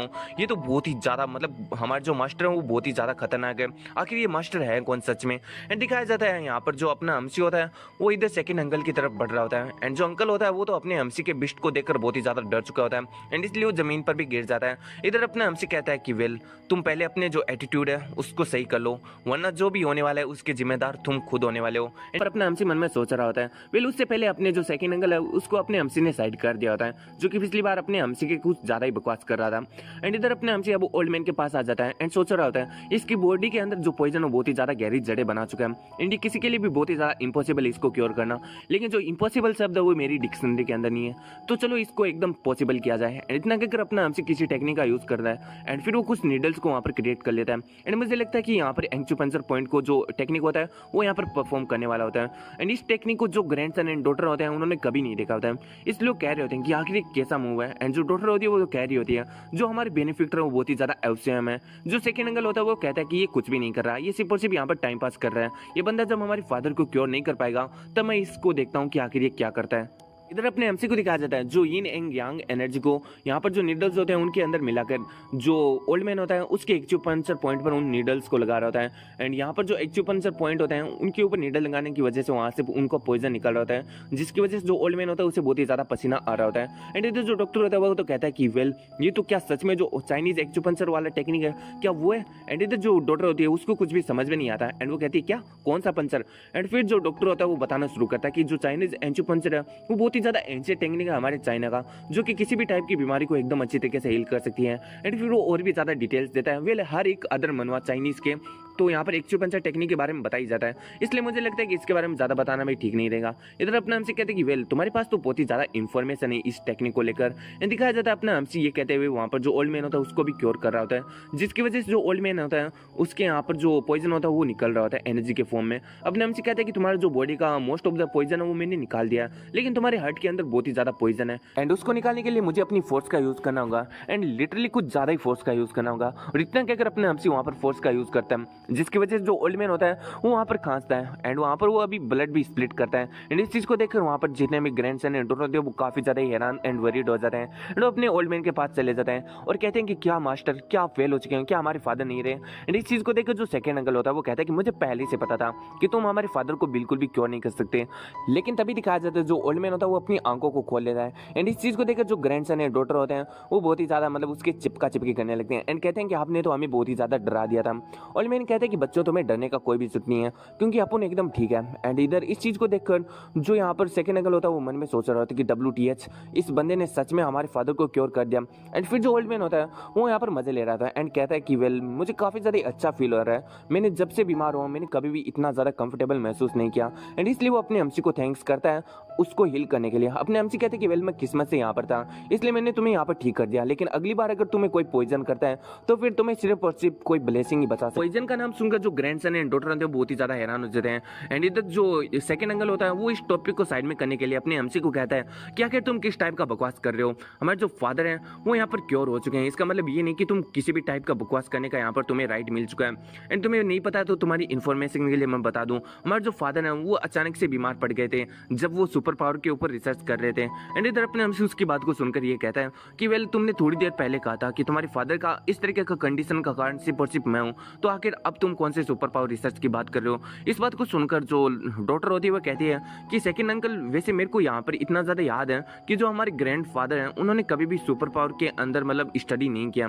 एंड जो ग्रैंड सन होता है वो भी कहता है कि जो हमारे ग्रैंडपा है वो सुपर पावर को यूज करने की वजह से उनके जो पैर हैं वो सुन पड़ चुके थे, जिसकी वजह से वो व्हील चेयर पर आ चुके थे, लेकिन फिर भी उनका जो हेल्थ है वो एकदम ज्यादा हेल्थी थे, वो एकदम सही थे। लेकिन जब से उन्होंने आपका जो मेडिसिन है उनको लेना शुरू किया तब से उनका जो हेल्थ है बहुत ही ज्यादा खराब हो चुका है। बात को सुनकर जो सेकंड अंकल होता है वो कहता है कि त्यानजू आखिर तुम्हारे कहने का क्या मतलब है, क्या तुम मुझ पर शक कर रहे हो इस लड़के की नॉनसेंस बातों को सुनकर, क्या तुम सच में मुझे अपना सेकंड अंकल मानते हो क्या। एंड इधर जो ग्रैंडसन होता है वो कहते हैं कि वेल मुझे माफ कर दीजिए, मैं सिर्फ और सिर्फ यहाँ पर गेस करने का कोशिश कर रहा हूँ। एंड इधर जो ओल्ड मैन होता है वो भी अपने जो सेकंड अंकल यानी अपने बेटे को देख रहा होता है एंड काफी ज्यादा शक की निगाहों से देख रहा होता है। एंड फिर वो अपने पास से कोई मेडिसिन को निकालता है और कहता है कि लिटिल फ्रेंड ये वही मेडिसिन है जो कि मेरा बेटा मुझे ठीक करने के लिए देता है। एंड अगर तुम इस चीज को चेक करके मुझे बता देते हो कि ये पॉइजन है या नहीं है तो फिर इसका इनोसेंट यहाँ पर प्रूव हो जाएगा। एंड इस बात को देखकर जो सेकंड सन होता है वो सेकंड अंकल वो कहता है कि सकते हो आपको अपने लड़के पर भी विश्वास नहीं है क्या, आखिर मैं आपको कैसे ही हार्म पहुंचा सकता हूँ, आप ये जो बंदा है ये बाहर का है एंड इसलिए तो मेरे को फंसाने का कोशिश ही करेगा। एंड इधर अपने हमसे कहता है कि वेल अगर मैं बाहर का हूँ तो फिर तुम अपनी इस मेडिसिन को खुद ही क्यों नहीं ले लेते। एंड इस बात से ये प्रूफ हो जाएगा कि ये जो मेडिसिन है ये पॉइजनस है या फिर नहीं है। एंड इस बात को सुनकर जो यहाँ पर सेकंड अंकल होता है वो कुछ भी नहीं कर पाता। एंड इधर जो ओल्ड मैन होता है वो बहुत ही ज्यादा डार्क लुक से अपने ही सेकंड अंकल की तरफ देख रहा होता है। एंड इधर जो डॉक्टर होता है वो उस मेडिसिन को देखकर सोच रहा होता है एंड मतलब कह रहा होता है कि जो ये मेडिसिन है वो हमारी इस डेमियन एंड सेकेंड एंगल ने बनाया था एंड उन्होंने कहा था कि इसको मैंने नेचुरल हर्ब से बनाया है जिसके अंदर बिल्कुल भी कोई हार्मफुल चीज़ नहीं है एंड अगर इसे कोई नॉर्मल पीपल पीता है तो इसको बिल्कुल भी हार्म नहीं होने वाला है। एंड इधर जो सेकेंड एंगल होता है मन में सोच रहा होता है कि वेल आज मेरा जो दिन है वो बहुत ही ज़्यादा खराब है, लेकिन फिर भी मैं इस डॉक्टर को मेरा जो धोती है वो नहीं खोलने दे सकता, इसलिए वो अपना जो गन होता है वो उसकी तरफ पॉइंट आउट कर देता है एंड वहाँ पर शूट कर देता है उस डॉक्टर को वहाँ पर मारने के लिए, लेकिन अपने एमसीयू से बहुत ही ज़्यादा स्पीड में बचा लेता है। एमसी सेकंड एंगल से कहता है कि वेल तुमने ये गोली चला कर यहाँ पर साबित कर दिया कि तुम ये मान रहे हो कि जो तुम्हारा मेडिसिन है वहाँ पर पॉइजनस है। एंड जो ओल्ड मैन होता है वो भी बहुत ही ज़्यादा गुस्सा आ जाता है और कहता है कि डैमिन आखिर तुम यहाँ पर करने का क्या कोशिश कर रहे हो, आखिर तुम्हारी इस एक्शन को मैं क्या समझूं। एंड जो डैमिन होता है वो अपने सेकंड एंगल का नाम होता है, लेकिन फिर भी हम इसको सेकंड अंकल ही बोलेंगे। जो सेकंड एंगल होता है वो कहता है कि फादर आपको नहीं पता, लेकिन जो मेरे मेडिसिन है उसके अंदर कुछ भी गलत नहीं है, मुझे लगता है कि ये डॉक्टर ही गलत है एंड इसलिए मुझे लगता है कि आप इतने ज़्यादा बीमार हुए हो एंड ये बंदा मेरे को यहाँ पर फंसाने का कोशिश कर रहा है, इसलिए मुझे यहाँ पर इसको मार देना चाहिए। लेकिन जो डॉक्टर होता है वो कहता है कि ये तो अनफेयर है मिस्टर गू, आखिर मैं आपको कैसे पॉइजन कर सकता हूँ, आखिर मैं आपकी मेडिसिन में कैसे पॉइजन मिला सकता हूँ। एंड इधर अपने हमसे कहते हैं कि अच्छा तो तुम ये नहीं मानने वाले कि तुमने ही अपने फादर को पॉइजन किया, तो मुझे लगता है कि मुझे तुम्हें कुछ और भी यहाँ पर शो कराना होगा। इतना कहकर अपना हमसी उसकी जो गन होती है उसे पहले ही तोड़ देता है। उसके बाद में वो एक स्पेशल जगह से जो सेकेंड एंगल होता है उसका कपड़े को भी वहीं पर कट कर देता है। एंड इस चीज को देखकर जो ग्रैंडसन होता है जहाँ पर उसने स्पेशल जगह से कपड़ा को कट किया होता है वहाँ पर एक कट होता है रेड कलर का। देखकर जो ग्रैंडसन होता है वो कहते हैं कि आखिर मेरे अंकल के जो रेड मार्क है वो बर्थ मार्क है क्या, आखिर मेरे को इनके बारे में क्यों नहीं पता था। एंड जो ग्रैंड डॉटर होता है वो तो कहता है कि आखिर ये है क्या, मेरे को भी नहीं पता चल रहा। एंड जो डॉक्टर एंड्रू होता है वो कहता है कि नहीं ये कोई बर्थ मार्क नहीं है, ऐसा ये लाल जो ये चीज़ है ये मुझे लगता है कि किसी पॉइजनस टेस्ट के कारण आया है। इधर अपना हमसी जो डॉक्टर होता है उसकी बात को क्लियर करता है और कहता है कि जब मैं यहाँ पर आया था तो मुझे यहाँ पर इस जो सेकंड एंगल है उसका ब्रेथ बहुत ही ज़्यादा अनस्टेबल लगा था। वेल फिर वो अपने सेकंड एंगल से कहता है कि जो तुम्हारे हाथ पर है वो एक रेड रूट नाम का कोई पॉइजन है जो कि तुमने अपने फादर की मेडिसिन में मिलाया था एंड उसको तुमने खुद के ऊपर टेस्ट किया था, लेकिन तुम उसका डोज भी ले रहे हो, तुम उसका जो एंटीडोट है उसको भी ले रहे हो, लेकिन इससे भी कोई भी फर्क नहीं पड़ने वाला क्योंकि जो पॉइजन है वो भी तुम्हारी जड़ों के अंदर बैठ चुका है एंड अब तुम भी पॉइजन हो चुके हो और थोड़े समय बाद में तुम्हारा भी मौत हो जाएगा। जो सेकंड एंगल होता है वो कहता है क्या मैं पॉइजन हूँ, एंड फिर वो कहते हैं कि नहीं मैं ऐसे नहीं मरना चाहता है। एंड वो अपनी एमसी के घुटनों में आ जाता है और कहता है कि इस चाइना के अंदर थोड़े ऐसे लोग हैं जिसको जो रेड रूट है उस पॉइजन के बारे में पता है, इसलिए मास्टर प्लीज मेरा हेल्प कीजिए इस पॉइजन को क्योर करने में। एंड जो ग्रैंड डॉटर होता है वो कहता है क्या सच में जो मेरे सेकंड अंकल है उसने हमारे फादर को यहाँ पर पॉइजन करने की कोशिश किया। इधर अपने एमसी को दिखाया जाता है जो कि उस सेकंड अंकल को किक कर देता है एंड कहता है कि यहाँ से दफा हो जाओ। एंड इधर जो सेकंड अंकल है तो वो अपने फादर की तरफ कहता है कि फादर मुझे माफ कर दीजिए, मैं जानता हूँ कि मैं गलत था, मुझसे एक बड़ा मिस्टेक हो गया, मुझे आपको पॉइजन नहीं करना चाहिए था, लेकिन फिर भी मुझे माफ कर दीजिए।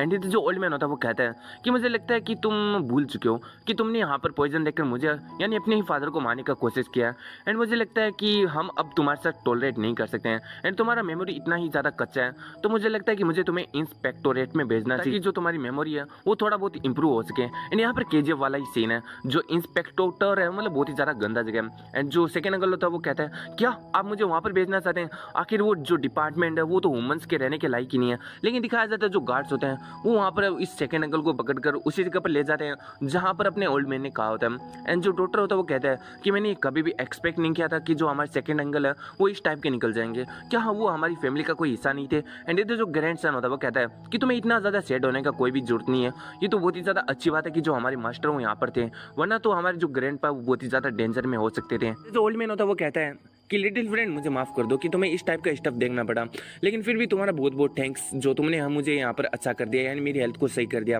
एंड अभी मैं बहुत ही ज़्यादा अच्छा हूँ यानी गुड हेल्थ है मेरी, लेकिन फिर मैं तुमसे कुछ डिटेल के बारे में ऐसा डिस्कशन करना चाहता हूँ।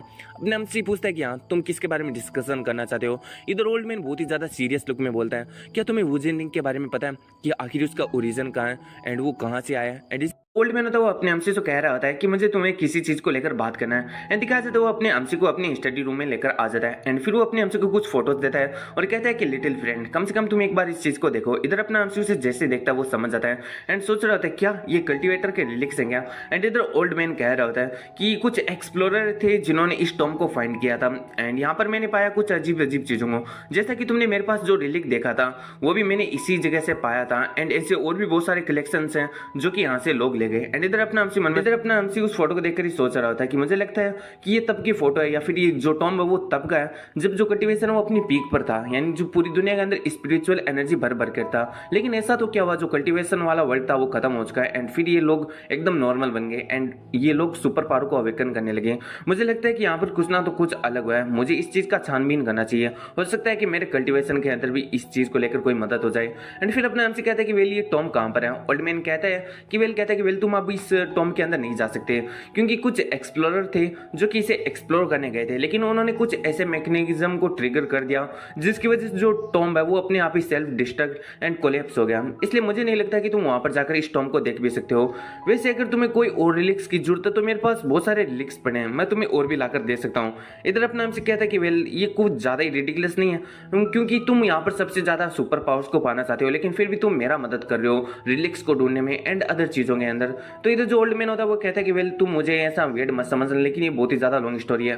पहले मैं एक सुपर पावर रिसर्चर हुआ करता था, फिर हमें दिखाया जाता है जो ओल्ड मैन होता है उसका पहले का कहानी हमें बताया जाता है कि जो ओल्ड मैन होता है जब यंग था वो मनी और पावर के पीछे काफी ज्यादा ऑब्सेस्ड था एंड वो सुपर पावर के ऊपर काफी ज्यादा रिसर्च करता था। उसका मानना था कि जब उसके पास ये तीनों चीजें होंगी तो पूरी दुनिया की जितना भी ताकत होगा उसके जेब के अंदर होगा एंड इसलिए वो खुद के ऊपर भी हेजिटेट नहीं करता था, यानी प्रैक्टिस करने या टेस्ट करने के लिए। एंड उसने बहुत सारे ऐसे होस्ट को मंगाया जिसके ऊपर वो सुपर पावर का टेस्ट करता था, लेकिन नतीजा ये निकला कि जितना वो अधिक सुपर पावर के रिसर्च करता था, यानी सुपर पावर के बारे में रिसर्च करता था, उतने ही ज्यादा फ्लोज उसको मिलते रहते थे। एंड उन फ्लोज का कारण ये हुआ कि जहां पर जो जितने भी डॉक्टर थे उनको होस्ट ने मार डाला जिनके ऊपर रिसर्च किया गया था। वो जो होस्ट थे वहां पर पागल होने लगे थे एंड तभी लास्ट में इसको समझ में आ गया ओल्डमैन को कि जो सुपर पावर है वो इसके कोई भी काम का नहीं है, जो सुपर पावर है वो सिर्फ और सिर्फ एक कन्वेंशनल थिंग है। एंड इसलिए जो ओल्डमैन है उसने इमोर्टलिटी एंड जो एंशियंट टेक्निक है जैसा कि अपना एमसी परफॉर्म या प्रैक्टिस करता है उनके बारे में रिसर्च करना शुरू कर दिया। अपने जो ओल्डमैन होता है उसका यही कहानी होता है एंड इधर पर एमसी मन में सोच रहा था कि अच्छा तो ये कारण है, तो इसलिए ये सुपर पावर को यहाँ पर इतना ज़्यादा अभी बिल्कुल भी महत्व नहीं देता है। तो मुझे लगता है कि लेकिन जो सुपर पावर और जो कल्टीवेशन है वो दोनों एकदम सेम ही है। तुम सुपर पावर के ऊपर रिसर्च करते हो तो तुम्हें कोई ऐसा चीज़ होता है जो तुम्हें पागल बना देता है, यानी सुपर पावर के ऊपर ज़्यादा रिसर्च करने से कुछ फ्लोज निकलते हैं एंड ऐसा ही सेम कल्टीवेशन की दुनिया के अंदर भी होता है। जब हम कल्टीवेशन के एक स्पेसिफिक पॉइंट पर पहुंच जाते हैं तो फिर हमें अपने इनर डेमन और डेमनिक स्पिरिट इन सभी का सामना करना पड़ता है एंड अगर हम इनका सामना नहीं कर पाते हैं तो फिर हम इनसे पोजेस होकर हम भी पागल हो जाते हैं। एंड इधर दिखाया जाए जो ओल्ड मैन होता है वो कहता है कि वेल मैं तुमसे पूछने का कोशिश तो नहीं कर रहा हूँ, लेकिन फिर भी हम तुम्हारा मदद करके बहुत ही ज़्यादा खुश हैं, लेकिन हम चाहते हैं कि अगर तुम्हारे पास कोई फ्री टाइम हो तो तुम क्या मेरी मदद कर सकते हो, मुझको थोड़ा गाइड कर सकते हो। अगर तुम ऐसा करते हो तो हमारा जो गू फैमिली है वो आज के बाद में तुम्हें ही फॉलो करेगा। एंड इधर अपना एमसी उसका जो फोटो था वहीं पर रख देता है टेबल पर और वहां से जाने लगता है और कहता है कि पहले तुम मुझे कोई ओल्ड लोन को फाइंड करके दो एंड उसके बाद में तुम क्वालिफाइड हो वो भी मेरे साथ नेगोशिएट करने के लिए। एंड फिर हमारा सीन सेट होता है, हमें दिखाया जाता है वोजिन हॉल का सीन। ये और कोई नहीं बल्कि यहाँ पर चैन जियाओ का ही वोजिन हॉल होता है, यानी चैन हू का। इधर दिखाया जाता है जो चैन हू भी वहां पर आ जाता है और कहता है कि फादर आखिर आपने उस फूल को यहाँ पर लेसन सिखाया या नहीं सिखाया। लेकिन वो देखता है कि यहाँ का हालत बड़ा ही खस्ता होता है एंड वो मन में सोच रहा होता है कि आखिर यहाँ पर चल क्या रहा है, क्या इस ओल्ड मैन ने किसी और गैंग के साथ पंगा ले लिया। तभी वो आकर देखता है तो जो इसका फादर होता है उसका तो एकदम हालत ही बर्बाद होता है। एंड इधर ये जो चैन होता है वो कहता है कि फक क्या तू मेरा डेड है, आखिर तेरे को किसने पिटा इस तरीके से। एंड दिखाया जाता है जो चैन जिया होता है वो कहता है कि तू पीस ऑफ शिट, तू मेरी एस के अंदर पहन साले, मर क्यों नहीं जाता। एंड इधर चैन हू कहता है कि लेकिन हुआ क्या डेड, आखिर आप मेरे को मार क्यों रहे हो। इस पर जो उसका फादर होता है वो कहता है कि निकल जाए यहाँ से। एंड ये सब कुछ इसलिए हुआ होता है क्योंकि हमें तो पहले से पता है, क्योंकि जो गू फैमिली का ग्रैंडसन है वो यहाँ पर आया था एंड उसी ने ये जो चेंज किया उसका ऐसा हालत कर दिया था। एंड इधर जो चेंज किया होता है वो भी अपने चैनों से यही बात कह रहा होता है कि तुम किसी से भी पंगा ले लेते, लेकिन तुमने आखिर ली जान से क्यों पंगा लिया, उसके बैकअप में गू फैमिली था। एंड इधर वही बंदा आ जाता है जिसको अपने एमसी ने बहुत ही रगड़ा था। वो कहता है कि मास्टर प्लीज थोड़ा काम डाउन हो जाइए, अब कोई भी फायदा नहीं है हमारी यंग मास्टर को मारकर, क्योंकि हमने पहले से ही गू फैमिली को प्रोवोक कर दिया। लेकिन हमारी जो टॉप प्रायोरिटी है, हमें सबसे पहले जो डोंगफेंग फैमिली है वो यहाँ पर आने वाली है, हमें उनका जो गेस्ट है या फिर उनका जो स्वागत है वो करना चाहिए। एंड इधर जो अपना वुजिनोल का मास्टर होता है वो कहता है कि ठीक है ये काम मैं तुम पर छोड़ रहा हूँ एंड अगर फिर से कोई गलती हुआ तो इस बार मैं तुम्हें मार दूंगा। अब वो बंदा भी कहता है कि ठीक है समझ गया। एंड फिर हमारा सीन सेट होता है, हमें दिखाया जाता है अपने एमसी और उसका स्कूल का सीन, जहाँ पर जिसे अपने एमसी का हाथ पकड़कर चल रही होती है एंड वो पूछ रही होती कि लीजान आखिर जो लास्ट नाइट है तुम दोनों ने किस बारे में बात किया था, मेरा मतलब मिस्टर गु और तुमने, क्योंकि जब तुम गए थे तब तो तुम बहुत ही ज्यादा सीरियस लग रहे थे, लेकिन जैसे ही तुम और जो मिस्टर गु साथ में आए तो वो बहुत ही ज्यादा खुश लग रहे थे। इधर अपने हमसे कहते कि वेल ये बात इसलिए क्योंकि हमने कुछ डील किया था साथ में। जिसे कुछ अलग ही समझ रही होती है, वो कहती है क्या डील, कहीं ये उस लड़की से शादी तो नहीं करना चाहता, उसकी ग्रैंडसन से यानी ग्रैंड डॉटर से। एंड फिर वो कहती कि नहीं ऐसा नहीं हो सकता। इधर अपने हमसे कहते कि क्या नहीं हो सकता, जिसे कहती है कि नहीं तुम इतने छोटे से समय के अंदर लीजान तुम हमें छोड़कर नहीं जा सकते, तुम मुझे और मेरी मदर को कैसे छोड़कर जा सकते हो। एंड इधर अपने हमसे को कुछ भी समझ में नहीं आ रहा होता कि जिसे क्या बात कर रही है, लेकिन तभी दिखाई देता है वहां पर कोई जोर से कहता है कि लीजान। इधर अपना हमसे भी उस तरफ देखता है तो पाता है कि वहां कोई और नहीं बल्कि चैन हु होता है। एंड उसको देखकर सभी लोग कमेंट कर रहे होते हैं कि ये तो ब्रदर हु है। आखिर जो लास्ट टाइम है उस टाइम जो लीजान है उसने ब्रदर चैन हु को बहुत ही ज्यादा रगड़ रगड़ के मारा था, तो मेरे को लगता है कि इस बार ये अपना जितना भी मैटर है उसको वापस से यहाँ पर सेटल करने के लिए आए। चलो ठीक है, यहाँ पर एक अच्छा तमाशा होने वाला है, हमें जरूर से देखना चाहिए। एंड इतना कहकर सारा का सारा भीड़ वहां पर जमा हो जाता है, लेकिन दिखाया जाता है जो चैनो और उसके चमचे होते हैं वो अपने हमसे के सामने झुक जाते हैं। एंड इस बार अपने जो चैनो उसके पास एक ही चमचा है, क्यों, क्योंकि एक चमचे को तो चैन जिया ने मार दिया था, याद है तुमको। एंड इधर दिखाया जाता है अपना हमसे इन दोनों को देखकर काफी ज्यादा हैरान हो रहा था। एंड फिर जो चैनो उसका चमचा था वो कहता है कि लॉर्ड हमें माफ कर दीजिए, हमसे गलती हो गया, आगे से हम बिल्कुल भी ऐसा नहीं करेंगे, प्लीज हमको एक बार फॉरगिव कर दीजिए। एंड इधर अपने जो चैनो उसको ऐसा करता देखकर जितने भी लोग होते हैं वो हैरान हो रहे होते हैं एंड कह रहे होते हैं कि आखिर यहाँ पर चल क्या रहा है, जो ब्रदर हुआ वो इन फूल को इतना ज्यादा रिस्पेक्ट क्यों दे रहे हैं, जो ब्रदर हुआ उसका तो फादर यहाँ पर एक स्कूल का डायरेक्टर है, लेकिन फिर भी ये इस बंदे से क्यों डर रहा है, कहीं इस जो फूल है उसके पास कोई बैकग्राउंड तो नहीं है। एंड इधर तीसरा बंदा कहता है कि चलो ठीक है, आगे से हम जो लीजान है उसको बिल्कुल भी परेशान नहीं करेंगे। एंड इधर अपने हमसे उन सभी से कह रहा होता है कि यहाँ से दफा हो जाओ, लेकिन आगे से जो जीसी एंड मुझ को बिल्कुल भी परेशान मत करना एंड हमारी नजरों के सामने भी मत आना। चैनो कहता है कि ठीक है मैं समझ गया। एंड तभी दिखा जो जीसी होती है उसके फोन पर किसी का मैसेज आता है, जो जीसी होती है वो जैसे ही उस मैसेज को देखती है बहुत ही ज्यादा हैरान हो जाते हैं एंड उसके मतलब सिर से पसीना ही निकलने लगता है। इधर अपना हमसे भी इस चीज को नोटिस कर रहा होता है एंड पूछता है कि तुम्हारे साथ क्या गलत है, जिसे अपने फोन को छुपा लेती है और कहती कि नहीं नहीं यहाँ पर हमारा जो क्लास का टाइम वो हो चुका है, तो चलो हमें जल्दी से चलना चाहिए। एंड दिखाया जाता है वो मैसेज किसी और का नहीं बल्कि डोंग फैमिली के जो यंग मास्टर है वो होता है युआन सुआव का। एंड वहां पर उसने लिखा होता है कि जीसी मैं तुम्हें बहुत ही ज्यादा मिस कर रहा हूँ, चलो क्यों ना इस सैटरडे हम कहीं पर साथ में चलते हैं। एंड जो डोंग फेंग होते हैं, जो डोंग फेंग फैमिली है वो कोई ओने बल्कि गू फैमिली की जितना ही कोई पावरफुल फैमिली है। बताया जाता है कि कुछ दिन बीत चुके हैं एंड आज सैटरडे है एंड वही यही सैटरडे है जहां पर जो अपनी जीसी है उसको डोंग फेंग ने मिलने के लिए बुलाया था। एंड इधर अपने हमसी को इस बात का कोई भी पता नहीं होता है, इसलिए वो स्कूल में बैठकर कल्टीवेशन कर रहा होता है। एंड यहाँ पर कुछ लोगों को पता नहीं होता है कि मतलब सभी को नहीं पता होता कि कल्टीवेशन क्या होता है, इसलिए वो लोग बात कर रहे होते हैं कि आखिर ये जो लीजान वो क्या कर रहा है। वो पूरे दिन ऐसे ही बैठा रहता है एंड पता नहीं कौन सी ध्यान मुद्रा में खोता रहता है। दूसरा बंदा कहता है कि मुझे तो लगता है कि वो बीमार है, उसका जो माइंड स्ट्रिक है वो एकदम ढीला हो चुका है। एंड तीसरा बंदा कहते कि हे चुप हो जाओ, तुम्हें नहीं पता कि इसने चैनो का क्या हालत किया था। एंड इधर दिखाया जाए जो अपने हमसी होता है वो अपने पास से कोई एनर्जी रिलीज करता है, जिसकी वजह से वो तीनों बंदे बहुत ही ज्यादा हैरान होते हैं एंड वो तीनों बंदे घुटने पर आ जाते हैं। वो बंदे कह रहे होते हैं कि नहीं मेरे को मेरे लेग्स ही फील नहीं हो रहे हैं, कोई कहता है कि नहीं इतना ज्यादा यहाँ पर कोल्ड कैसे हो सकता है। तीसरा बंदा कहता है कि मुझे लगता है कि ये इसी का गलती है, इसने जो बुरे वर्ड बोले थे लीजान के लिए मुझे लगता है कि उसने इन चीजों को सुन लिया। इसी मन में सोच रहा होता है कि ये तो एकदम फालतू लोगों का ग्रुप है जिनके पास सुपर पावर तो है लेकिन इतना कम है कि ये लोग मेरा जो एक ब्रेथ है उसे भी बियर नहीं कर सकते हैं। एंड फिर अपना एमसी जो अपना एनर्जी होता है उसे डिसअपियर कर देता है, उसके डिसअपियर होते ही वे लोग एकदम मतलब आजाद हो जाते हैं एंड सोच रहे थे कि आखिर हुआ क्या था हम लोगों के साथ। दूसरा बंदा कहता है कि ये तो अच्छा बात है कि हम बच गए। तीसरा बंदा कहता है कि ये तो बहुत ही ज्यादा स्कैरी है। लेकिन वो तीनों बंदे एक साथ ही अपने एमसी की तरफ देखते हैं जहां पर अपना एमसी भी उन्हीं की तरफ देख रहा होता है एंड वो तीनों बंदे वहां से भागने लगते हैं और कहते हैं कि हमें माफ कर दो लीजान, हम लोग गलत है, आगे से हम ऐसा बिल्कुल भी नहीं करेंगे। एंड इतना कहते हुए वहां से भाग जाते हैं। एंड इधर अपना एमसी मन में सोच रहा था कि वेल अभी मैं क्यूआई रिफाइनमेंट के 7th लेवल पर पहुंच चुका हूं, ना कि क्यूआई रिफाइनिंग के, ओके ना।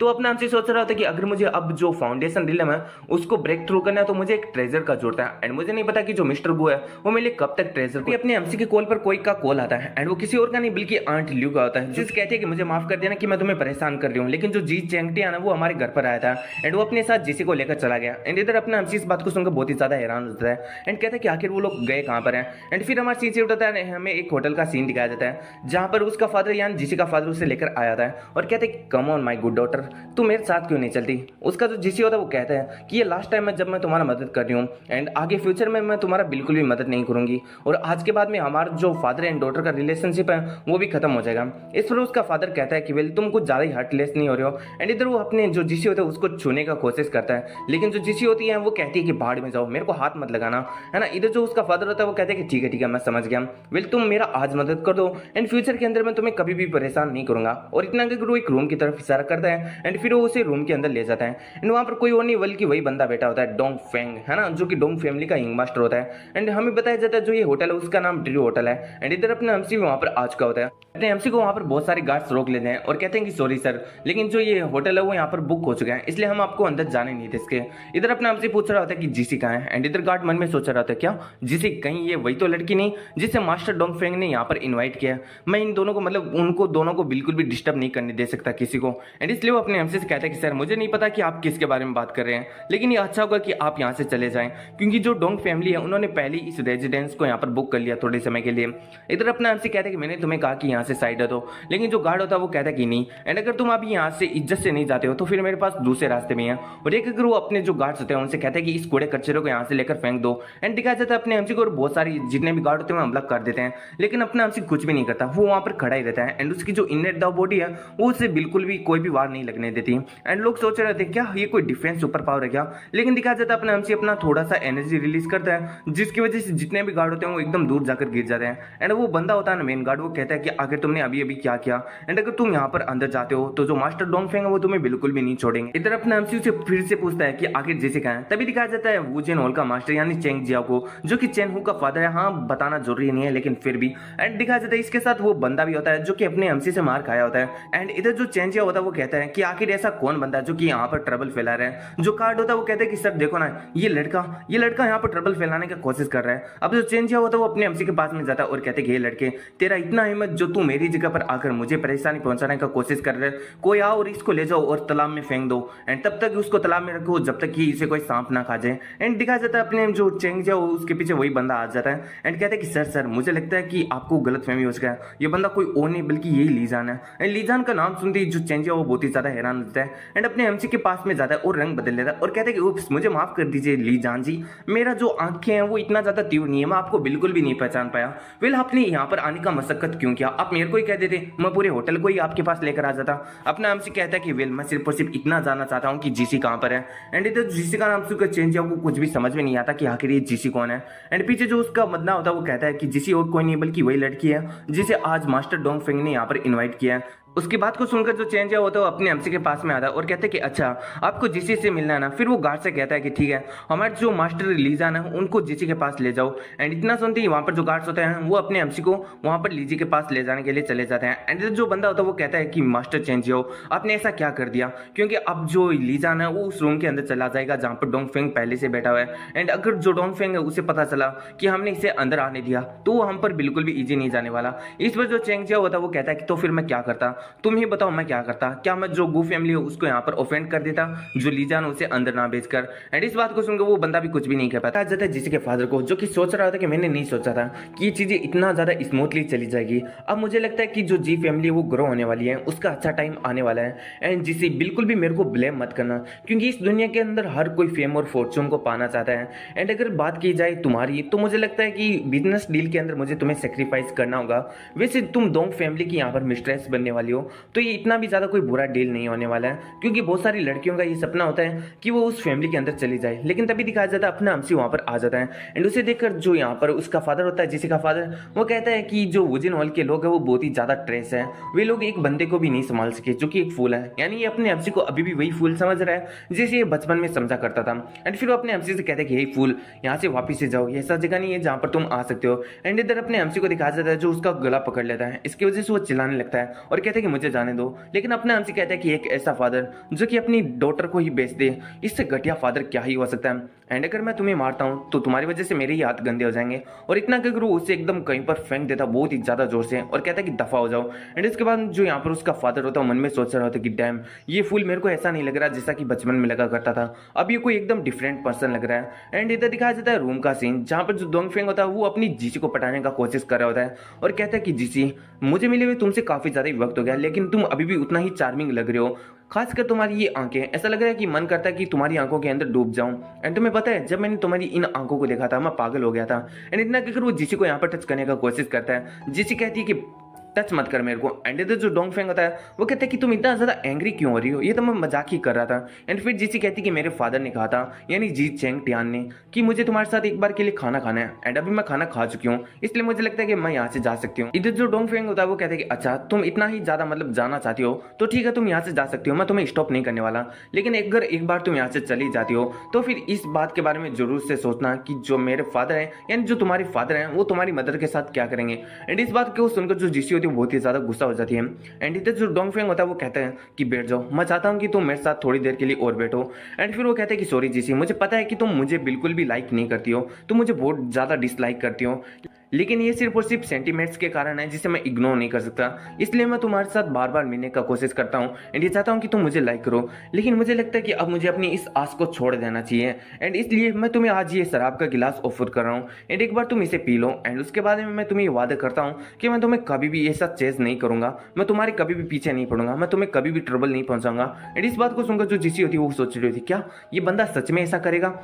लेकिन अगर मैंने इसे ऑफेंड कर दिया, मैंने इस शराब को नहीं पिया, तो मुझे लगता है कि ये बंदा मेरे डेट को कह देगा, एंड जो मेरे डेट है वो मेरी मोम को इतना ज्यादा इजीली नहीं जाने देंगे। एंड इधर जो यहाँ पर डोंगफेंग होता है उसका कोई अलग ही चाल होता है, वो मन में सोच रहा होता है कि मैंने बहुत ही ज्यादा एक्सपेंसिव ड्रग खरीदा है, वो भी ब्लैक मार्केट से, अगर इस ड्रग को कोई मिलाकर किसी भी चीज के अंदर मिलाकर सामने वाले को दे देता है तो अपने वो सामने वाला जो भी बंदा होता है उसे अपने पूरो दिलो जान से प्यार करने लगता है। एंड फिर वो सोचता है कि चलो जीसी इसे जल्दी से पी लो एंड तुम फिर मेरी बन जाओगी, लेकिन तभी दिखाया जाता है वहां पर अपना एमसी एंट्री मार लेता है किसी साउथ की हीरो की तरह। एंड इस चीज को देखकर जो यहाँ पर डोंगफेंग अपना जीसी बहुत ही ज्यादा हैरान हो जाता है, एंड जो अपना डोंगफेंग होता है वो कहता है कि आखिर ये कौन है जिसने मेरे यहाँ पर गुड मूड को यहाँ पर एकदम बर्बाद कर दिया है। एंड इधर अपने एमसी को दिखाया जाता है जो कि काफी ज्यादा खतरनाक एंट्री लेता है, एंड फिर वो अपना एमसी कहता है कि मैं यहाँ पर जो जीसी है उसे वापिस से घर लेने के लिए आया हूँ। जो जीसी है वो अपने एमसी को देखकर बहुत ही ज्यादा खुश हो जाती है और कहती है लीजान तुम यहाँ पर। इधर अपने एमसी को देखकर वो जो डोंगफेंग होता है वो मन में सोच रहा होता है क्या लीजान ये तो वही फूल है ना जो जीसी के साथ बचपन से रह रहा है। एंड फिर वो अपने एमसी से कहता है कि वेल तुम्हारे जैसे एक मेयर फूल, तुम्हारा इतना हिम्मत जो तुमने मेरे बिजनेस को रूइन करने का कोशिश किया। एंड इसके बाद में वो अपनी सुपर पावर को अवेकन करने लगता है और कहता है कि अब तुम्हारी यहाँ पर मौत होने वाली है। एंड इतना कहकर वो अपने एमसी को ऊपर हमला कर देता है। जैसे इस चीज को देखकर बहुत ही ज्यादा डर रही होती है, अपने एमसी कहते हैं कि तुम्हें डरने का कोई भी जरूरत नहीं है। एमसी उस सामने वाले जो डोंगफेंग होता है उससे कहता है कि तुम अपनी कैपेबिलिटीज को कुछ ज्यादा ही ओवर एस्टिमेट कर रहे हो। एंड उसके बाद में अपना एमसी अपनी एनर्जी को यूज करता है जिसकी वजह से डोंगफेंग काफी ज्यादा पीछे जाकर गिरता है। एंड जो डोंगफेंग होता है उसे कुछ भी समझ में नहीं आ रहा होता है कि आखिर यहाँ पर चल क्या रहा है, आखिर जो ये फूल है वो इतना ज्यादा स्ट्रॉन्ग कब से बन गया। एंड इधर अपना एमसी कहता है कि अगर तुमने मेरी फैमिली को ऑफेंड करने का कोशिश किया तो मुझे लगता है कि मुझे तुम्हें एक लेसन टॉट करना ही चाहिए। एंड इधर अपना एमसी ये कहकर ताविस्ट पाम का यूज करता है जिसकी वजह से वहां पर बहुत ही बड़ा धमाका होता है, लेकिन जो डोंगफेंग होता है उसे कोई बचा लेता है जो कि डोंगफेंग फैमिली का बॉडी गार्ड होता है, जो कि एक लेवल 9 एबिलिटी यूजर होता है जिसका नाम होता है कुलाई लोंग। एंड इसके बाद में जो बॉडी गार्ड होता है यानी जो कोंग होता है वो कहता है कि मास्टर मुझे लगता है कि इस बंदे की पावर को हम अंडर एस्टिमेट नहीं कर सकते, इसलिए आपको कोई एकदम सेफ जगह पर छुप जाना चाहिए, बाकी का जो काम है वो आपके सबॉर्डिनेट संभालेंगे। एंड इधर जो डॉनफेंग होता है वो कहता है कि नहीं इसको सिर्फ और सिर्फ संभालना ही नहीं है, मैं चाहता हूँ कि इसकी मौत हो, मैं इसकी मौत को अपनी आंखों से देखना चाहता हूँ, तभी जाकर मेरे मन को शांति मिलेगी। एंड इस बात को सुनकर जो बॉडीगार्ड है वो पहले तो कुछ नहीं कहता, फिर कहता है कि ठीक है मास्टर ऐसा ही होगा। इधर अपना एमसी उस बॉडीगार्ड को देखकर उसके बारे में सब पता लगा लेता है कि इसका जो पावर है वो कल्टीवेशन वर्ल्ड के एकदम क्यूआई रिफाइनिंग के पीक लेवल जितना पावरफुल है। एंड इसलिए अपना एमसी कहता है कि मैं तुम्हें 2 चांस देता हूँ, वो भी 2 ट्रिक्स को सीखने का। ये बंदा उसकी बात को बिल्कुल नहीं सुनता और कहता है कि तुम पावरफुल तो हो लेकिन तुम बहुत ही ज्यादा एरोगेंट हो, तुमने हमारे मास्टर को हट करने का कोशिश किया और जो कोई भी ऐसा करता है वो कभी भी नहीं बचता, इसलिए मैं तुम्हें आज मार डालूंगा। लेकिन इस बंदे के साथ कुछ अजीब होता है, जबकि हम एकदम गन्स को एकदम साइड से पकड़ते हैं, इस बंदे के तो हाथ से ही गन निकल रहा था। एंड अभी शील्ड का पता नहीं क्या पता ये भी इसके हाथ से ही निकल रहा हो। ये बंदा अपनी शील्ड को अंदर डाल के दोनों हाथों में वेपन्स को कैरी कर लिया होता है यानी बंदूक को, एंड अपने एमसी के ऊपर फायर कर रहा होता है, जबकि अपना एमसी कंटिन्यूसली इस चीज को ब्लॉक कर रहा होता है। एंड वो अपने मन में सोच रहा होता है कि वेल अपना जो वेपन है उसे अपनी बॉडी के साथ कनेक्ट करना ये बहुत ही ज्यादा इंटरेस्टिंग सा टेक्निक है, लेकिन ये तो बहुत ही ज्यादा बुरा बात है कि ये जो कल्टीवेशन वर्ल्ड है उसकी बेसिक टेक्निक के भी बराबर नहीं है। और इतना अगर अपना एमसी उसके एकदम पास में जाता है एंड उसको बहुत ही ज्यादा खतरनाक पंच मारता है, लेकिन तभी ये बंदा अपनी जो बंदूक होता है उसे वापस अंदर डालकर अपने किसी नाइफ को निकाल लेता है एंड अपने एमसी के ऊपर वापस हमला करने लगता है। लेकिन अपना एमसी वहां पर अपनी आंखों को बंद कर सिर्फ और सिर्फ अपने सेंसेस की मदद से ही वहां पर उसकी सभी अटैक्स को ब्लॉक करने लगता है।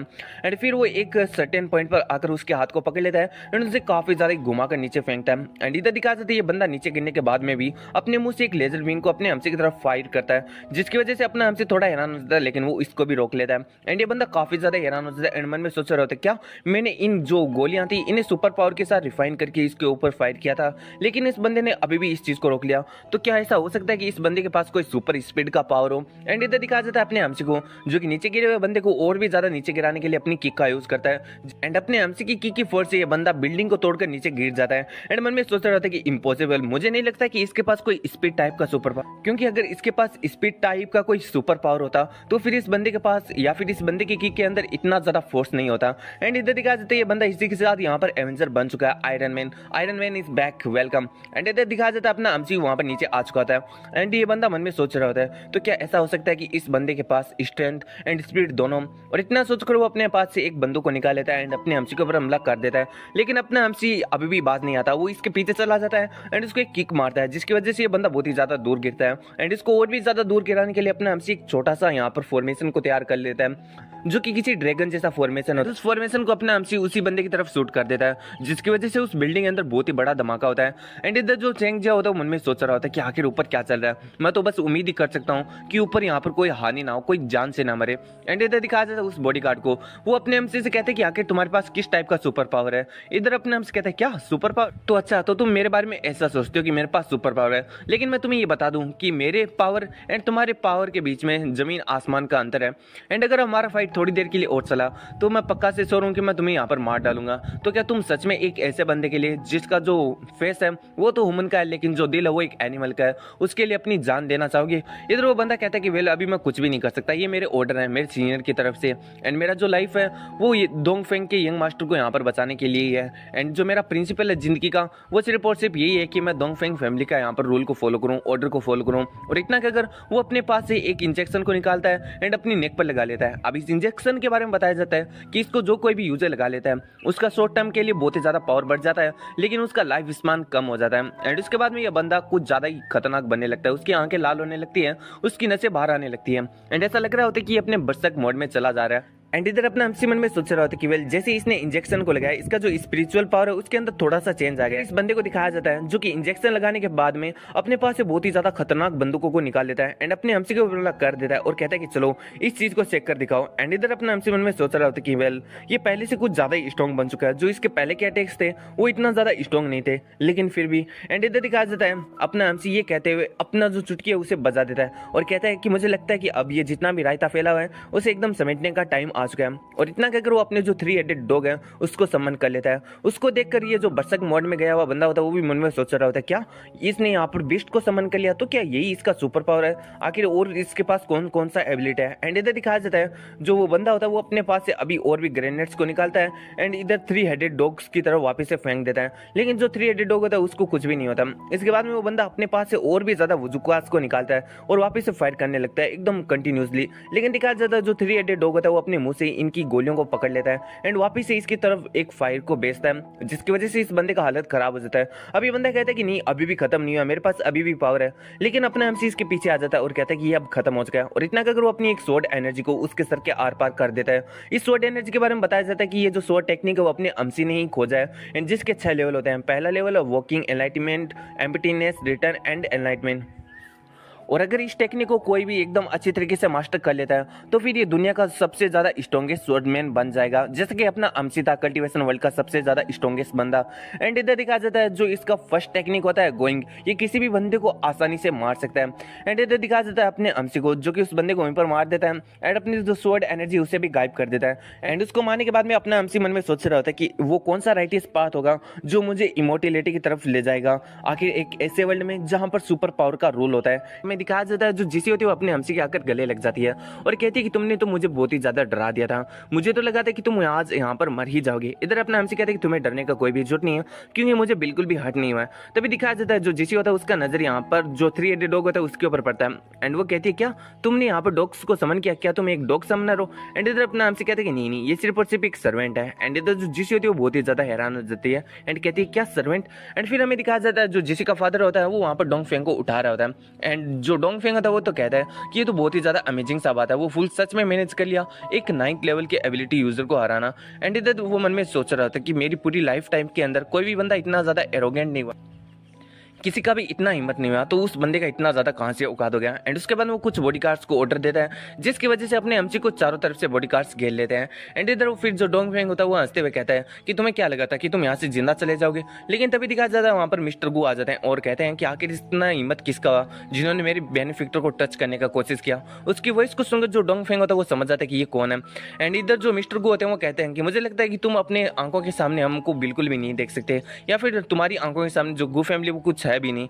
एंड इधर जो डोंग फेंग होता है वो वापस से पोलाइट बन जाता है एंड कहते हैं कि मिस्टर गो हमें माफ कर दीजिए, हमें पता नहीं था कि आप यहाँ पर आने वाले हो। एंड वहीं वो अपने मन में सोच रहा था कि मिस्टर गो यहाँ पर क्या कर रहे हैं। एनीवे इनको मेरे फादर ने बहुत ही बार इन्वाइट किया था खुद के घर पर, लेकिन इन्होंने उस ऑफर को कभी भी एक्सेप्ट नहीं किया था। एंड इसके साथ ये सुपर पावर चैम्बर में भी काफी लंबे समय से नहीं दिख रहे हैं, आखिर ये आज यहाँ पर क्यों आए। एंड इधर जो मिस्टर गो उनको देखकर जो जेसी का फादर होता है वो भी बहुत ही ज्यादा हैरान होता है। एंड वो मन में सोच रहा था कि अच्छा ऐसा बात है, इसलिए मुझे लग रहा है कि फूल इतना ज्यादा एरोगेंट बन रहा था क्योंकि इसके बैकअप में जो गो फैमिली वो थी। एंड इधर जो ओल्ड मैन होता है वो अपने एमसी से कहता है कि वेल मुझे माफ कर दीजिए, हमारी यहाँ पर थोड़ी गलती के कारण आज ये लोग आपको ऑफेंड कर दिए। इधर अपना एमसी कहता है कि ठीक है मैं यहाँ पर ठीक हूँ, लेकिन जो जिसी वो थोड़ा शौक में है। इधर जो ओल्ड मैन होता है वो कहता है कि आप थोड़ी देर के लिए रेस्ट की एंड इस मामले की जो एक्सप्लेनेशन है मैं आपको जरूर से दूंगा। इधर अपना एमसी कहते हैं कि ठीक है अगर तुम इतना ही चाहते हो तो फिर तुम्हारे कारण मैं इन लोगों की लाइफ को छोड़ देता हूँ। एंड इधर डोंग फेंग अपने एमसी की ये बात को सुनकर कहता है क्या तुम गू फैमिली के लिए हमारी लाइफ को छोड़ रहे हो, जबकि मैं तुम्हारी जो लाइफ है उसे गू फैमिली के लिए छोड़ रहा हूँ। एंड इधर जो मिस्टर गो होता है उसके सामने आ जाता है और कहता है कि जो मिस्टर लीजान है उन्होंने एक बार मेरी लाइफ को बचाया था एंड अगर तुम उन्हें ऑफेंड करते हो तो इसका मतलब तुम हमें ऑफेंड कर रहे हो। एंड तुम्हें पता है ना कि आखिर जो गो फैमिली है उसको ऑफेंड करने का क्या मतलब होता है। मुझे लगता है कि तुम्हें आज एक लेसन सिखाना ही होगा। एंड इतना कि जो बॉडीगार्ड होते हैं गो फैमिली के वो डोंग फेंग को पकड़ लेते हैं। एंड इधर जो डोंग फेंग होता है वो चिल्लाने लगता है और कहता है आखिर आप कैसे कर सकते हो, आप एक फूल के लिए मेरे जैसे बंदे को आप कैसे नुकसान पहुंचा सकते, आप एक फूल के लिए मुझे यहाँ पर कैसे ऑफेंड कर सकते हो। आपको पता है ना कि अगर आपकी फैमिली और हमारी डोंग फैमिली अगर कोलिब्रेट कर लेती हो तो यहाँ पर बहुत ही ज्यादा बड़ी फैमिली बन जाएंगी। इसलिए एक बार आप वापस से सोचिए, आप उस फूल को छोड़ दीजिए एंड मेरे साथ कोलिब्रेशन कर लीजिए। एंड इधर जो मिस्टर गो होता है वो कहता है कि वेल तुम्हारी डोंग फैमिली आखिर उसकी औकात क्या है, वो भी हमारे बेनिफिक्टर के सामने। जो लीजान है वो हमारा फ्यूचर सपोर्ट आने वाला गो फैमिली का। एंड इधर जो डोंग फेंग होता है वो कहता है कि मिस्टर गो क्या आप सच्ची में हमारी डोंग फैमिली को ऑफेंड करना चाहते हैं उस फूल के लिए। एंड इधर जो मिस्टर गो होता है वो कहता है कि क्या ऑफेंड, मैं तो अगर तुम्हारे साथ वार भी कर सकता हूँ अगर तुम चाहो तो, लेकिन उसके जो भी रिजल्ट्स होंगे उसके लिए सिर्फ और सिर्फ तुम ही रेस्पॉन्सिबल होगे। एंड इधर डोंग फेंग मन में सोच रहा था कि डैम, मुझे लगता है कि मुझे अब इनके सामने अपनी हार को कबूल करना ही होगा, क्योंकि जो मेरी family Dong Feng family and go family ने यहाँ पर एक एग्रीमेंट बनाया था। एंड अगर मैंने गलती से भी उस एग्रीमेंट को अफेक्ट कर दिया, अगर मैंने गलती से भी मिस्टर गो को ऑफेंड कर दिया, तो मुझे लगता है कि जो मेरी फैमिली के एल्डर्स हैं वो मेरी ही एबिलिटी के ऊपर क्वेश्चन करेंगे कि मैं फैमिली को चला भी सकता हूँ या नहीं सकता हूँ। इसलिए इधर दिखाया जाता है जो डोंग फेंग होता है वो कुछ कहता है उससे पहले ही मिस्टर गो की फैमिली के कुछ बॉडीगार्ड्स उसको मारने लगते हैं एंड उसको बहुत ही ज्यादा मारते हैं। और उसके बाद दिखाया जाता है जो डोंग फेंग होता है वो कहता है कि मिस्टर गो मुझे माफ कर दीजिए, मैं बहुत ही ज्यादा गलत था, लेकिन मैं आगे से ऐसा कभी भी नहीं करूंगा। एंड जो मिस्टर गो होता है वो कहता है कि वेल अगर तुमने फ्यूचर के अंदर वापस से जो लीजान उसको ऑफेंड करने का कोशिश किया तो उसके बाद में तुम्हें मैं एक काफी ज्यादा अच्छा लेसन सिखाने वाला हूँ। एंड इधर दिखाया जाता है सीन शिफ्ट होता है हमें जिसी के फादर को जिसके सर के ऊपर कोई कपे फोड़ रहा होता है एंड कह रहा है क्या तुम्हें कोई भी आइडिया नहीं था। और ये कोई और नहीं बल्कि डोंग फेंग होता है। वो कहता है कि तुम्हारी पत्नी के जो एडॉप्टेशन है उसका रिलेशनशिप गू फैमिली के साथ इतना ज्यादा एक्स्ट्रा ऑर्डिनरी है, आखिर ऐसा कैसे हो सकता है कि तुम्हें इसके बारे में पता ना हो। इधर जो जिसका फादर होता है वो कहता है कि नहीं मुझे बिल्कुल भी नहीं पता था, अभी अभी मेरे फोन पर एक कॉल आया था एंड मुझे पता चला कि मेरी फैमिली को यहाँ पर बहुत ही ज्यादा लॉस हो चुका है, मैं भी आप ही की तरह हूँ, मुझे भी बहुत ही ज्यादा यहाँ पर लॉस हुआ है। एंड इधर जो डोंग फेंग होता है वो सोच रहा था कि डैम लीजान, डैम गू फैमिली, अगर यहाँ पर मेरे एल्डर्स की वजह से नहीं होते, मेरी फैमिली की उस एग्रीमेंट की वजह से नहीं होते तो मैं तो इन दोनों को यहाँ पर गाड़ देता।